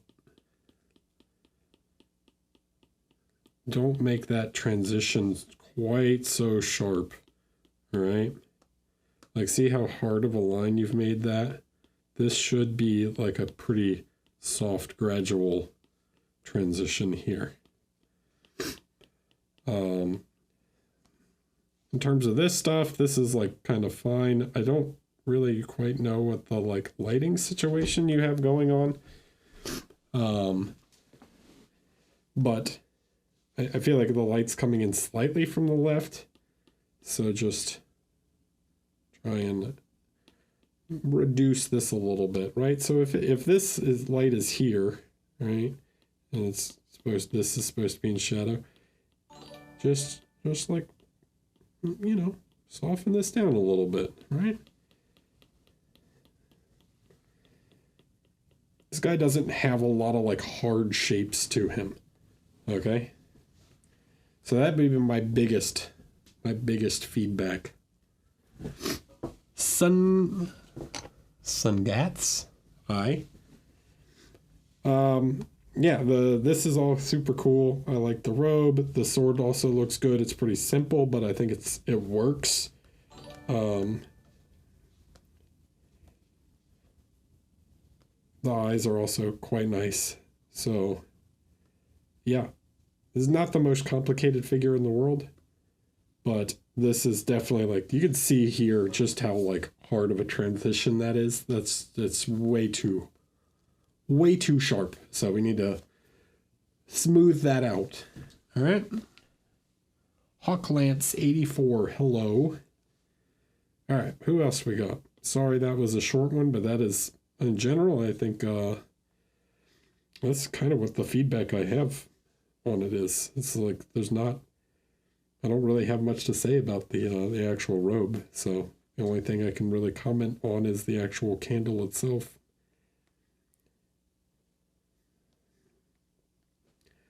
All right, Nick, working on this orc man. Okay.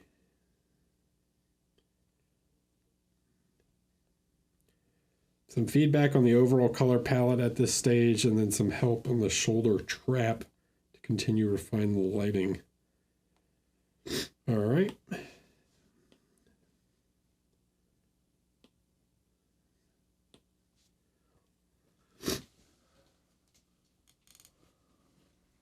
Lucille Brute, we have some good painters in the Discord. There's some strong ones. All right, so general lighting wise, pretty good. Like in terms of general shapes, I think you're doing an all right job. Don't get too lost in some of these shapes though, right? So like the shoulder is still a circle, okay? So what I'm going to do, I'm going to make another layer, and I'm going to like soften some general shape, right? So the shoulder is a circle, arm is like a cylinder, the chest here, right? This also comes up like this. Okay. Now, light would get down here in the neck if the light is coming in from this direction. All right. And then this is another like cylindrical sort of shape here.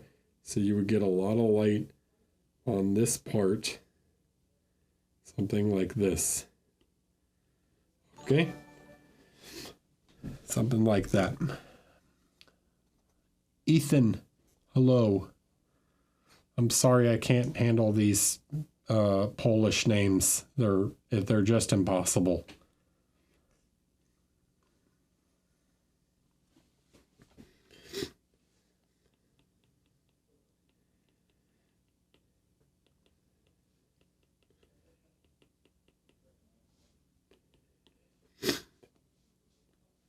I could try my best, but no matter what, they're going to be incorrect.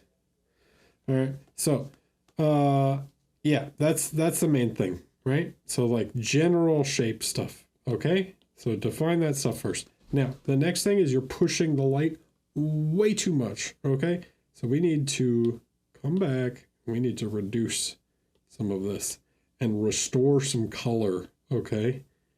So like also he's sort of unnaturally orange right now. He's like too orange. But let's like reduce this a little bit, right? Let's try and give some shape and color back to his skin.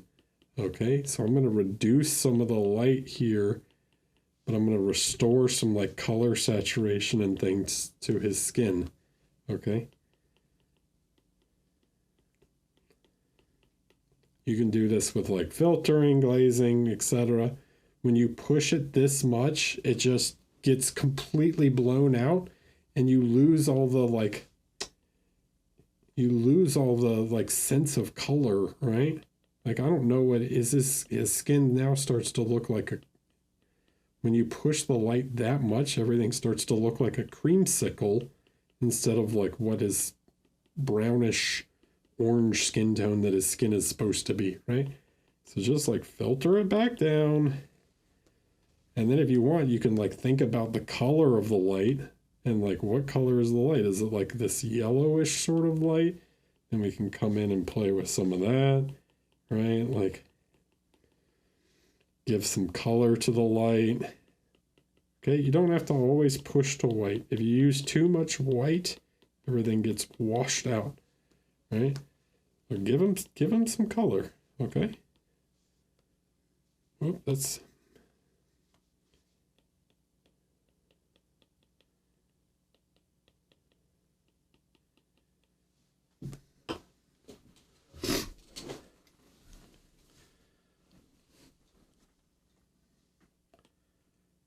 like this was me pushing the lights more to like return some shape to things, and then this is me like reducing the light to get some color back in.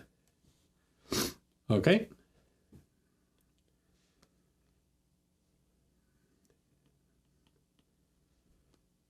Then you could play and like push the shadows even more, some kind of like dark reddish brown or something. If you want to like really start to create some more form to things, right?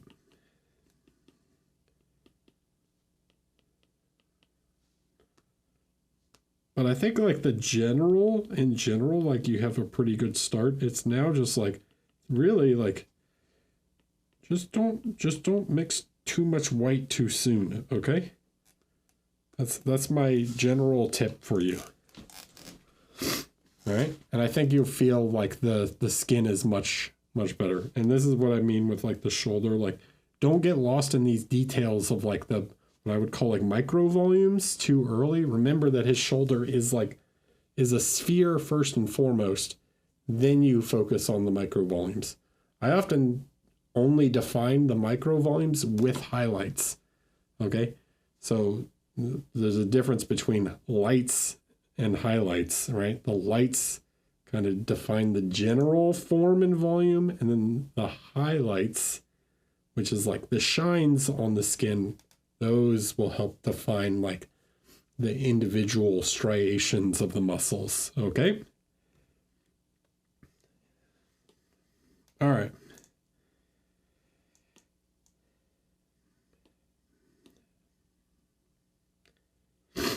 Jared.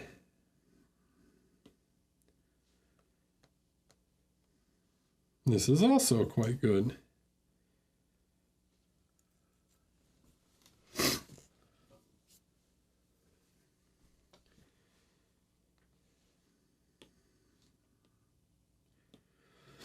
So just some doubts, things. I think, so first of all, let's talk about, I like your message here. Howdy, hope all is well. I've been working and reworking this bust for the past few weeks to capture accurate skin tones, volume, and directional lighting. At this stage, I still can't shake the feeling that certain elements are off. Maybe it's transitions, maybe the eye is too small, etc. Using references has gotten me this far, but I still think the piece is looking flat and uninteresting. Even though this is still very much a work in progress, any guidance would be welcome. So let me look at this figure and tell you first and foremost that it is going very well. This is the issue you're running into is not how well you're executing the figure. It is a lack of confidence, okay? This is a very natural thing to happen for any painter, right? No matter how well you do it, no matter how good it's looking, you can't shake the feeling that something is off, right? And it affects everyone. It affects me. It affects, I'm not going to name other names, but I've had conversations with plenty of painters that you guys would say like, what? That makes no sense, right? It doesn't matter. This feeling can affect anybody, okay? The thing to get over, to get past that is purely a like confidence in your skills thing, which can get shaky with anyone. You have to push through it, or sometimes you have to take a step back from time to time, evaluate, or ask someone for feedback like you're doing right now, right? I can look at this and go, yes, it's quite good, okay? Is there a few little things that I think we can fix on it? Sure. But in general, I think it's very strong and you should feel good about where this is at. Now, that said, let me destroy your work. All right?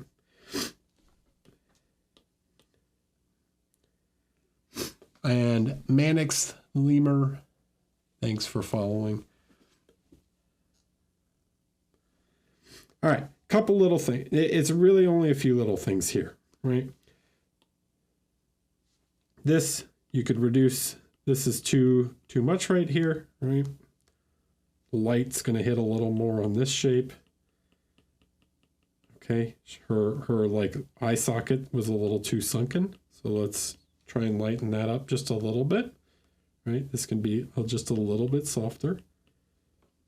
Okay.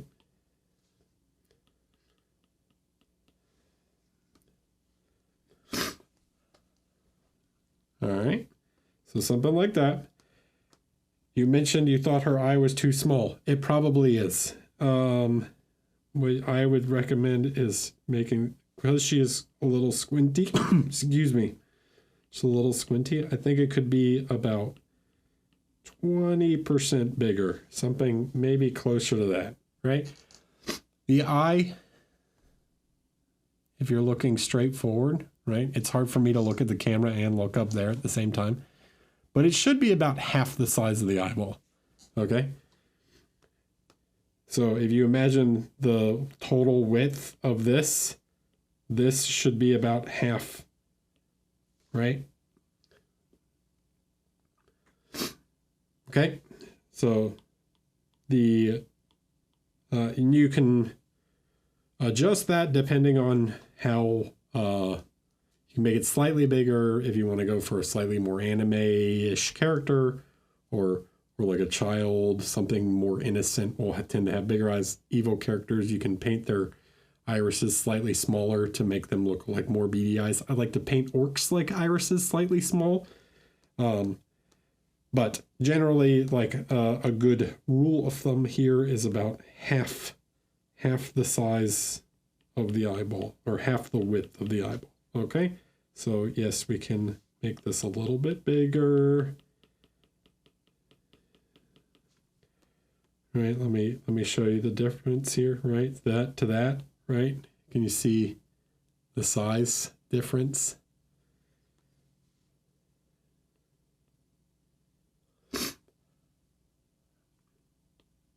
Right. And then this transition is maybe slightly too abrupt, so we can soften this slightly.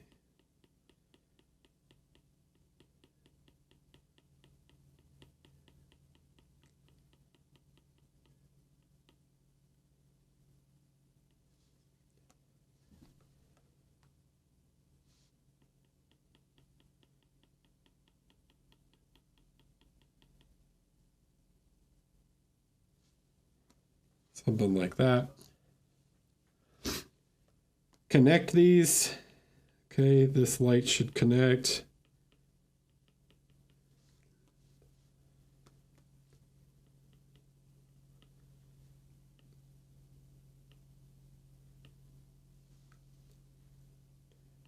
Maybe a little highlight right there. I think you're going to actually have this highlight come up slightly like that. And then not quite so much on the bridge. Right? Something like that. And then I would put just a bit more, even that, just like a little bit more highlight right there. Right? And that's like the few things I would do to the face. Okay?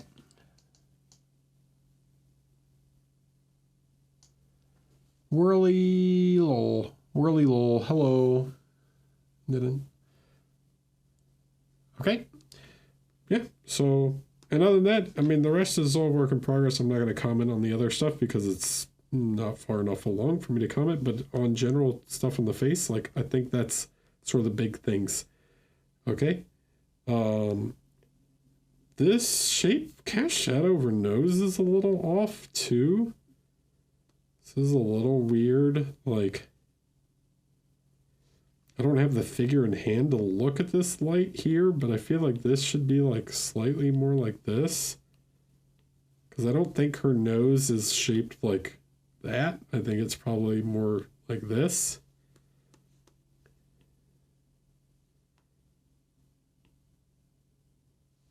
And then this feels like it doesn't go quite far enough.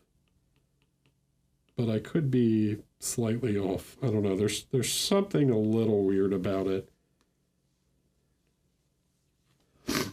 I would line it up. Maybe you had reference photo or something, but there is something a little odd that I can't quite nail without seeing it from like in hand or from other angles.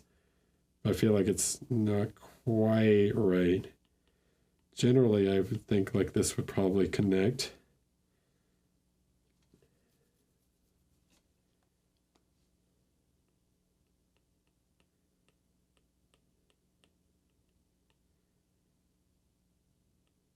Maybe you could just like fade it out a little. So it like comes down and then sort of fades out, something like that.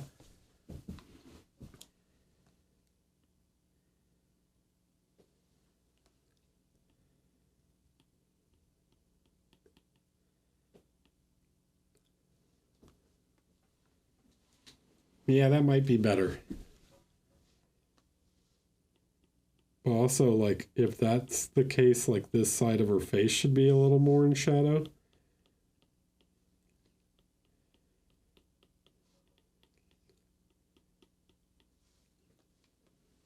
Let me see how that feels. That or that.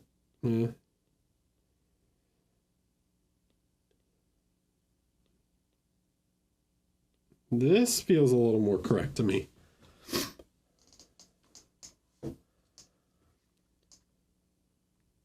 But anyways, yeah. Okay. On to the next one.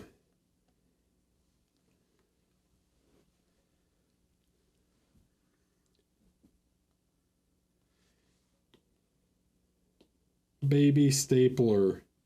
Took the feedback from last time. I think it's better with less bright green skin. Looking for feedback on the light and the shadows on the volumes.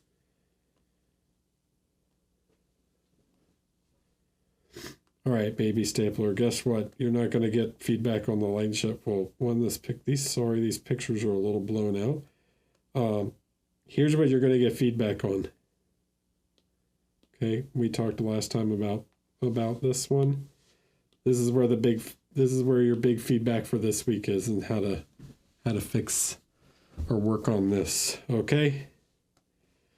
You need to define elements more. All right. You need to paint dark lines. We need some dark lining. Okay. So we need to create more separation between elements, right? Inferno, thanks for the 5 gifted subs. I appreciate it. All right, so we need to create some dark lining. I know this photo is blown out, right? Just because of how like glowy some elements look. But you gotta paint some dark lines to start creating separation between these things. Okay? Need to create that line separation here, because otherwise everything just kind of blurs together. General rendering of volumes is okay. It's photo is a little blurry to tell, and like I said, a little blown out. Like, you need a softer light source in order to really get a good feeling for that.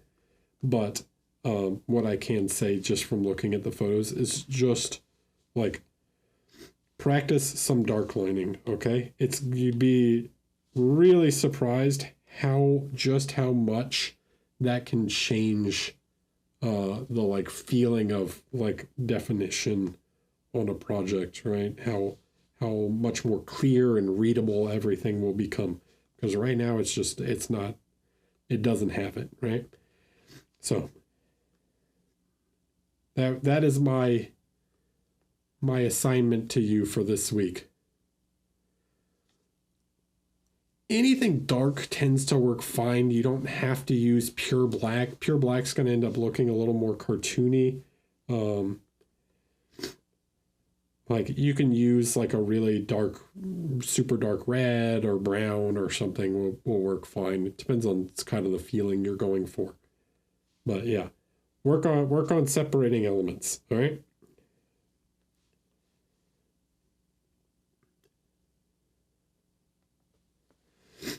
Okay, next. Hi, Eric.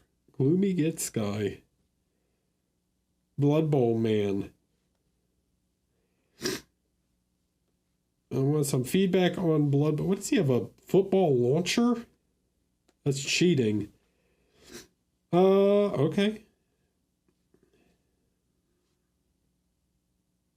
So I don't know what all is done. Looking to push it as far as I can for some comps coming up. Okay.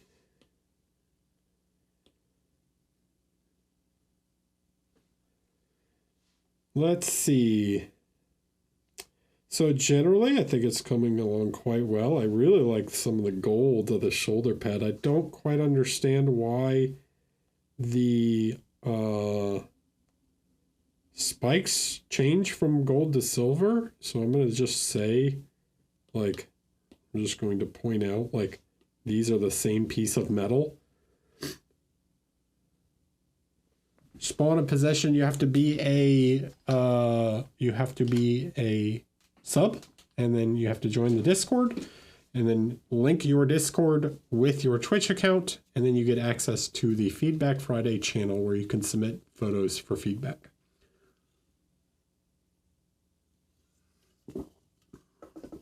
And a Prime sub is fine. Doesn't matter. Any sort of sub. But yeah. Is subscriber only. Okay, so fix that. Yep, these should be gold. Because you can see just on the sculpt itself, they're part of the same piece of metal. Okay. Obviously, this gold's not done. this can be a little hard to tell because like not everything is done. I can see that like this is where this gold is going, you know? So like this is looking quite nice. I like the color variety you have in your gold. I would like to see some more of that in the steel. This, I don't know how sketched this is at this point. If you join the Discord, also there's like in the FAQ section of the Discord that explains the steps to like link your Twitch and Discord account and everything. So, and the link to the Discord is down there somewhere in the about whatever. So I would like to see some more color variety in the steel. Okay. In terms of the smoke, I think this is pretty cool. I feel like you could, so normally I don't like smoke to be very, so normally when I talk about OSL, I don't like it to be, I don't like going black a lot because it doesn't make a lot of sense. In this case, I would go black, right? I would go dark with the smoke because it's supposed to be like a black powder rifle, right? And that black powder makes a big black smoke as it goes off. All right. So what I would do is I would darken all this down with like a dark reddish color, right? Something like this. I would darken this way down.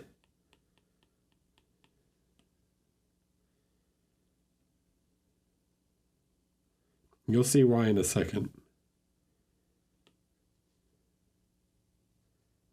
Okay.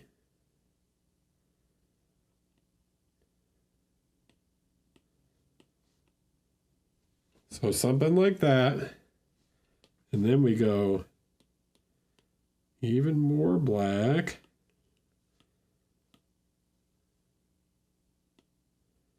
Something like this.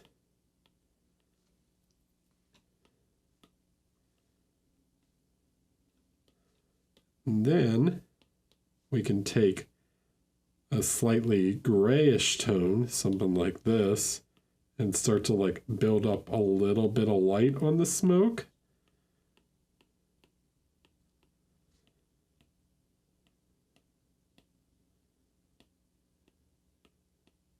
Uh-oh, pencil's dying.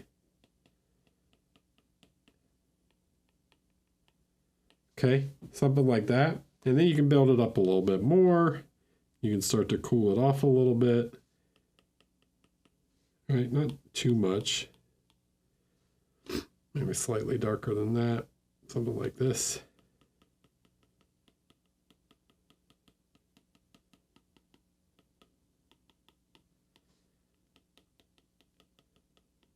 This to me looks more like the smoke that a black powder rifle would make, you know?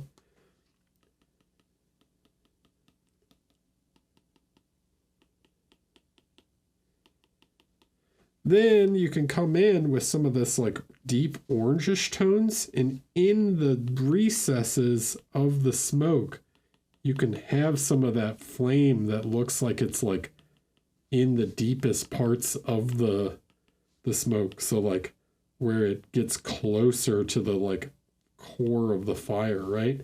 So let the like actual fire parts be like really bright.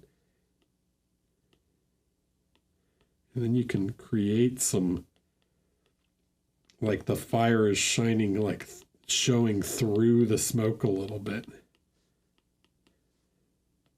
Sort of like you've done down here.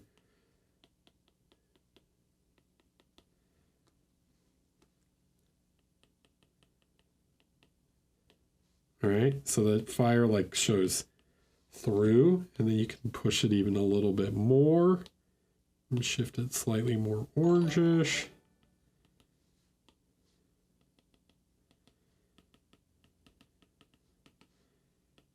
Right, something like this. We're making an explosion, not a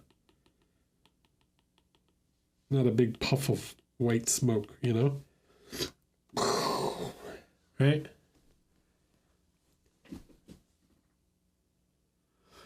Yeah, smoke gets darker the closer to its brightest internal glow. Yeah, so it's like you want it black where it's densest, and then as it gets more towards the core, that's when you start to show some of the flame like through the smoke. Okay,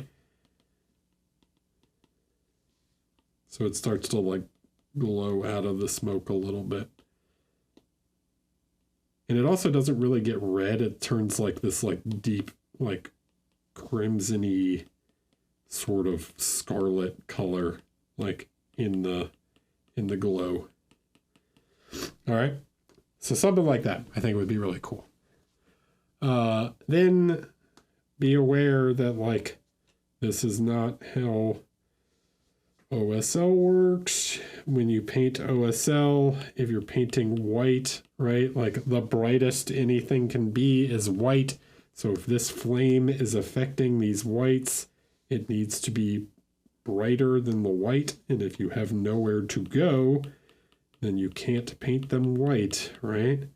So like something like that makes more sense for the laces. And then you'd have, you know, your reflections and stuff on the metal. All right. You can play around with like little embers and stuff too if you want. Like, I don't know. There's like fun ways to do like, you can create some like movement to it by having it like some like lines, right? So you create these little like shapes like this.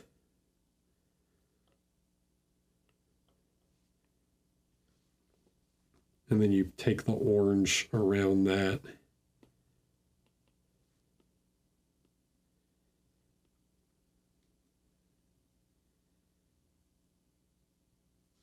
So you create these like elongated shapes where it's like, yep.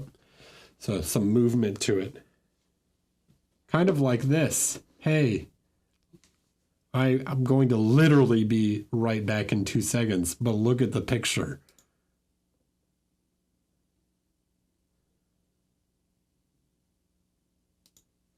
Those are all painted on.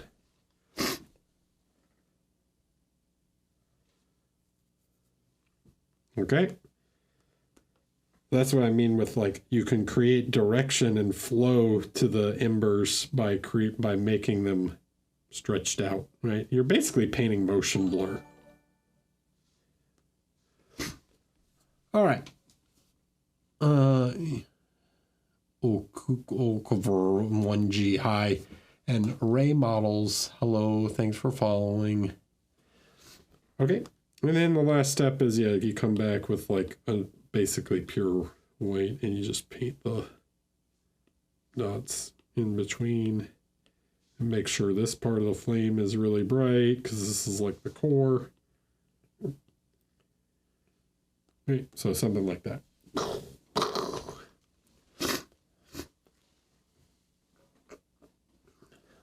Boom. Now, wouldn't this affect him at all? Yes, it would. So real quick, let's just think about this. Like, you need to think that this big explosion is going to affect him. So you've got to do some like OSL on him. Okay. That's mostly going to be concentrated in the shadows, but we need to think about like somewhat this light is going to affect him. So, you know, be thinking about that as you move on. I don't know because it's still really early work in progress, but just consider that. All right, as you're working.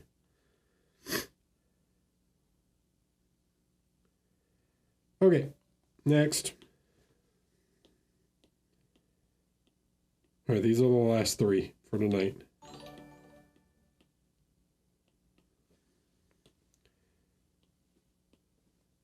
We looked at this already. What do you want? The hair is bothering you? Okay. So let's look at this one.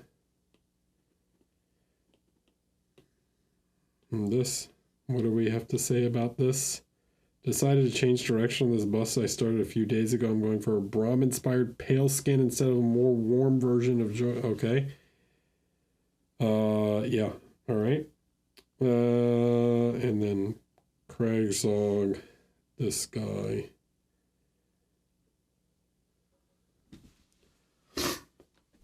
Gomezara, hello, welcome. All right. So, hair, what's the problem? Let's look at this picture just real quick. Okay, I can tell you immediately what the issue is.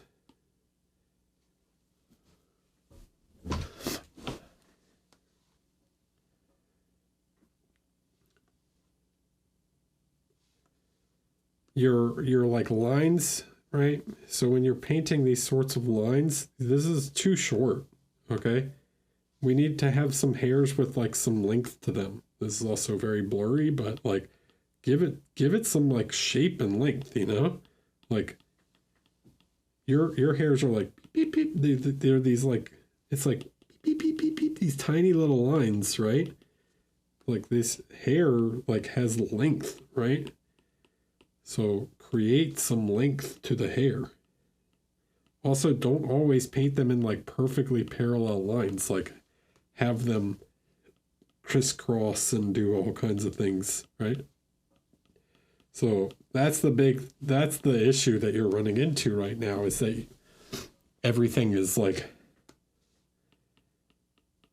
just too short, okay? So create some shape to it, okay? Create some line strength,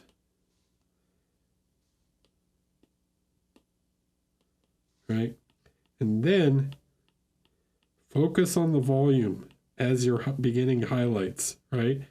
So it's like, what is the shape, right? On a braid, what is the shape that you're seeing? You're basically seeing like footballs, right?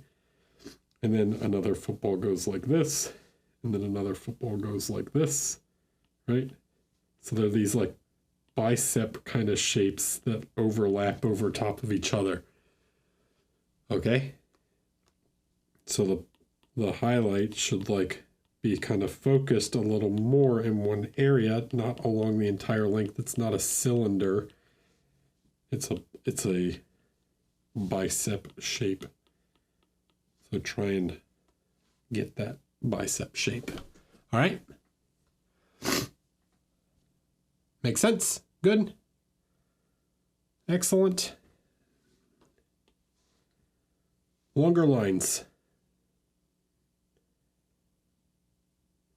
I missed one. I know I had another. Oh, it like didn't let me download it. This one's gonna be a little tougher. So we're gonna do that one last.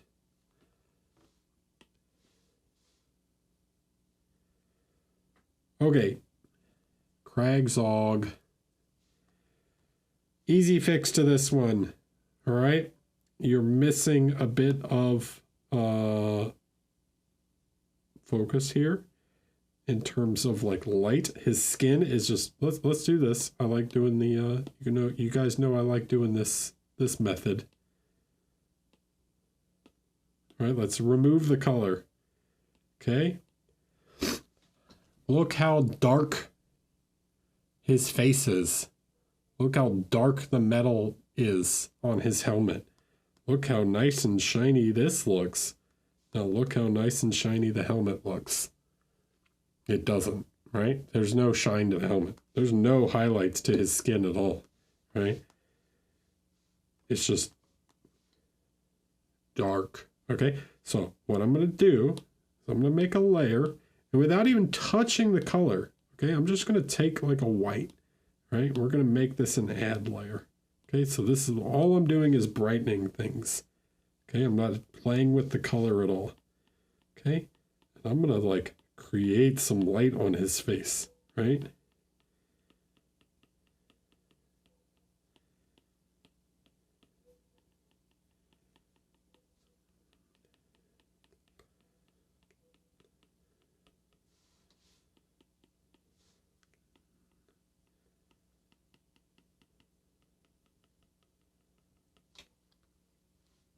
Yeah. Now there's some light, right? Light on his skin. Light on the reds here a little bit. Just a little, you know, not too much. It is supposed to be a darker, slightly darker material. Okay. Little bit more light on the metallic. You know, not a crazy amount. A little more light on this helmet. Definitely more light on this part of the helmet.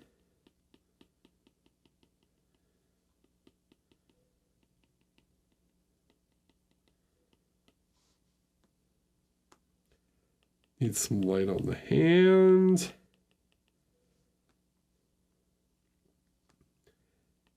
Some light on this hand. Maybe even some more light on the pig.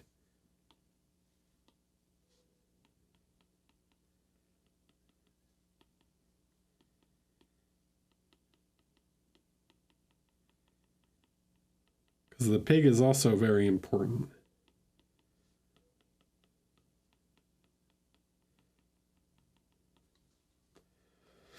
Okay, so let's look between where we were at, right? So like this is where everything was at before, where there's just like no light, right? And I push the light, right? So now there's like focus. It's like, hey, look at his face, look at the pig's face, right? We push the light in the focal areas, okay? Even on him a little, right? Let's you know, just a little.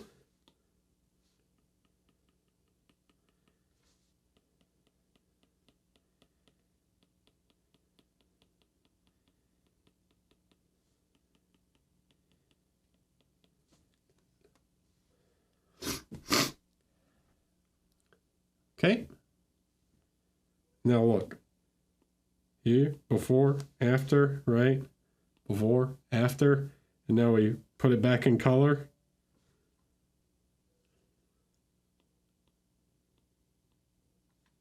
Yeah. It's not pure white. I didn't put pure white on it. Right? This color here is not pure white. It's like a light, super light yellowish green. Okay? Don't push it all the way to pure white, but I push the light, right? So you have a lot more room you can go. Okay?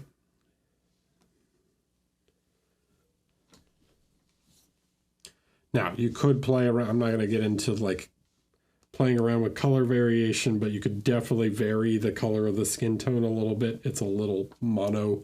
It's a little too just like green, right? So you could play around with some color modulation in the skin, but yeah, that's a general sort of sense.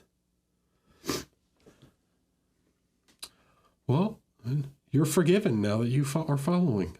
Thank you. All right, Brahm, huh? You want to paint like Brahm. Okay, we have to be careful.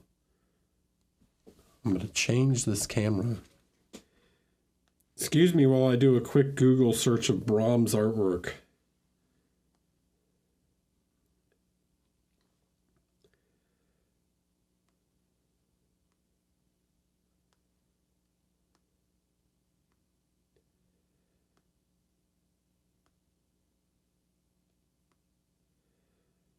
So when you say Brahm, that could mean like a lot of things, but what I imagine is some of these like more cold tones.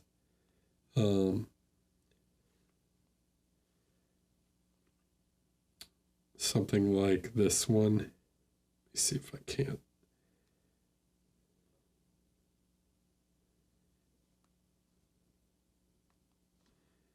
So I get a feeling you're talking about something like this. Right? This sort of skin tone.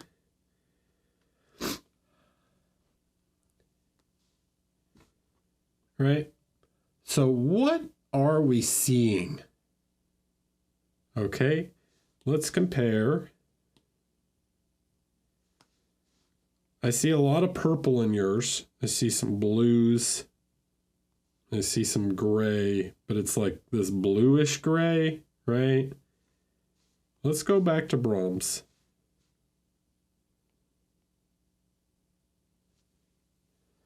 Okay. And we're going to do something here. Let's turn the saturation way up because I want you guys to see what colors are really there. And I've done this before on, like, if you go back and watch my Brahm video, I did a figure by Brahm. I never finished it, but I started it. I do a kind of analysis of sort of his painting. But let's really crank the saturation. Now what colors are you starting to see, right? There's more there than what maybe you think. Okay, what maybe you first realized, right? Look how much color now shows up in the cheeks. Look at this. Okay, what color? What color is this really, right? It's like, even with the saturation cranked to 100%, right? It's like this green gray. Okay, how about this? Yellowish orange, right? Color of the shadows. They're like getting reddish orange, but they're very dark gray. Okay, so how about this? It's like a brown, right? Orange brown. So when you put the color back into it, okay, when you really crank the color, the skin tones start to feel a little more natural. Right, what we might expect. It's less red than maybe we would think. What if I did this? Right, let's do one other thing. Let's change the hue. Right, what if we just went like that? That's maybe too red. Just a little bit. Like we shift it slightly more reddish.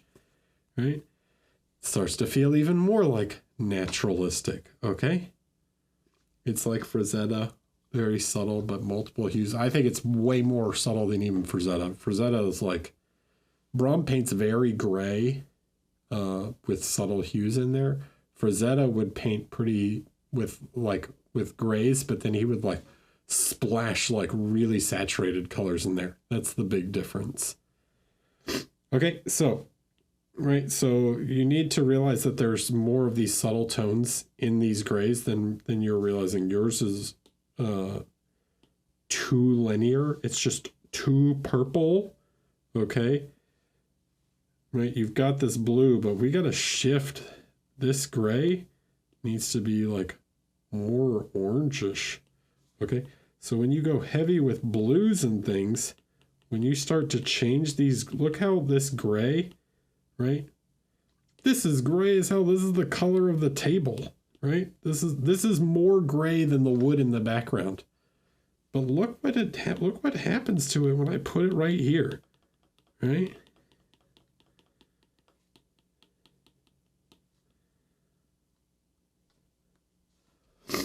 It looks way more saturated and more orangish yellow than like it really is, right? Again, this is like basically almost 100% gray. And then as we shift into the lights, we get a little bit more yellow, right? But maybe even more desaturated. So it's like whitish, right? So if you use too much blue, you have to change into these colors, right? You have to shift into these like yellows and things in order, because the skin is very purplish, right? It's going to make whatever grays and stuff you put on top feel more orange than they actually are. Okay? Let's do something real fast. I'm going to take this bright blue.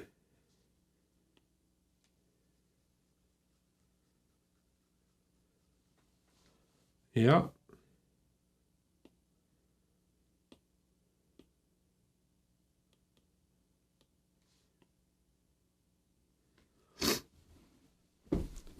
I feel like that gray in the middle has a bit of orange feeling to it. What if we turned it up a little? What if we went like here? Right? It almost feels like the wood, doesn't it? Like It almost feels like it has a bit of color of the wood to it. Like you feel like you can detect a little orange in there, right? Maybe just a little, but look, I can switch this over to here. There's no change in color. Okay. So what happens when you take the color, the opposite color, right? Look, I barely added any orange to it, and it makes it feel way more orange. Okay? But look what happens if I do this. Let's go to the other side. I'm going to put this right here, and then I'm going to surround it with like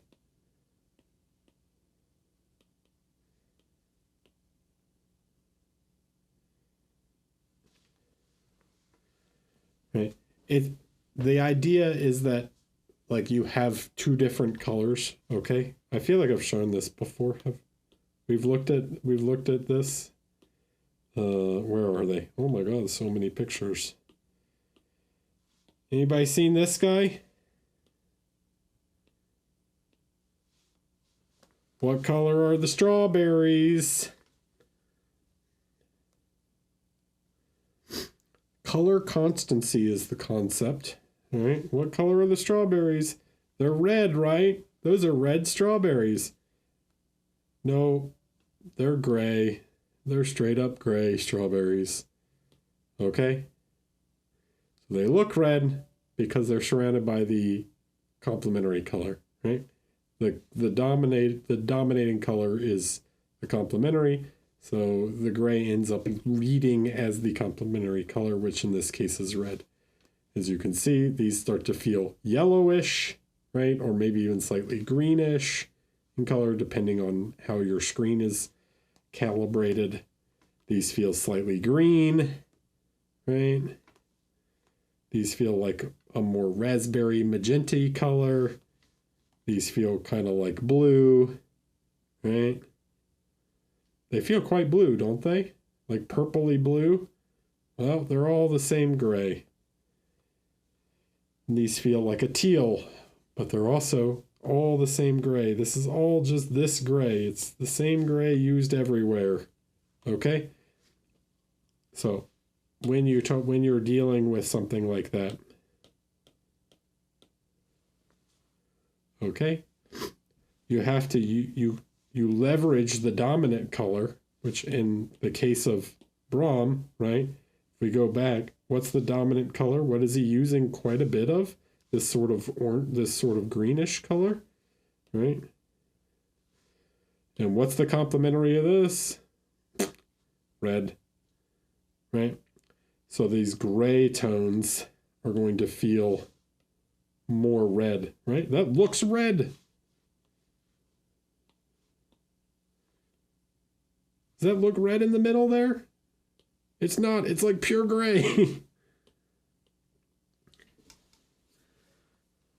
Okay, so be aware of your like ambience, right? And then that using grays of those ambience will make your skin tones feel more like the color of whatever you're trying to achieve. I noticed that I'm not like on the camera this whole time. Oh well. Is the dress blue and black or gold and white? That is a good question.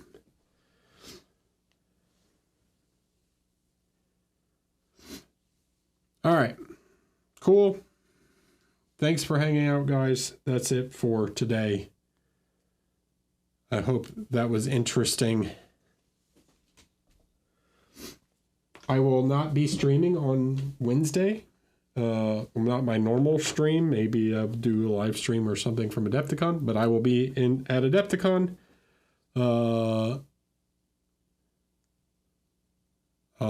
And then, yeah, there's no Feedback Friday next Friday, so cool.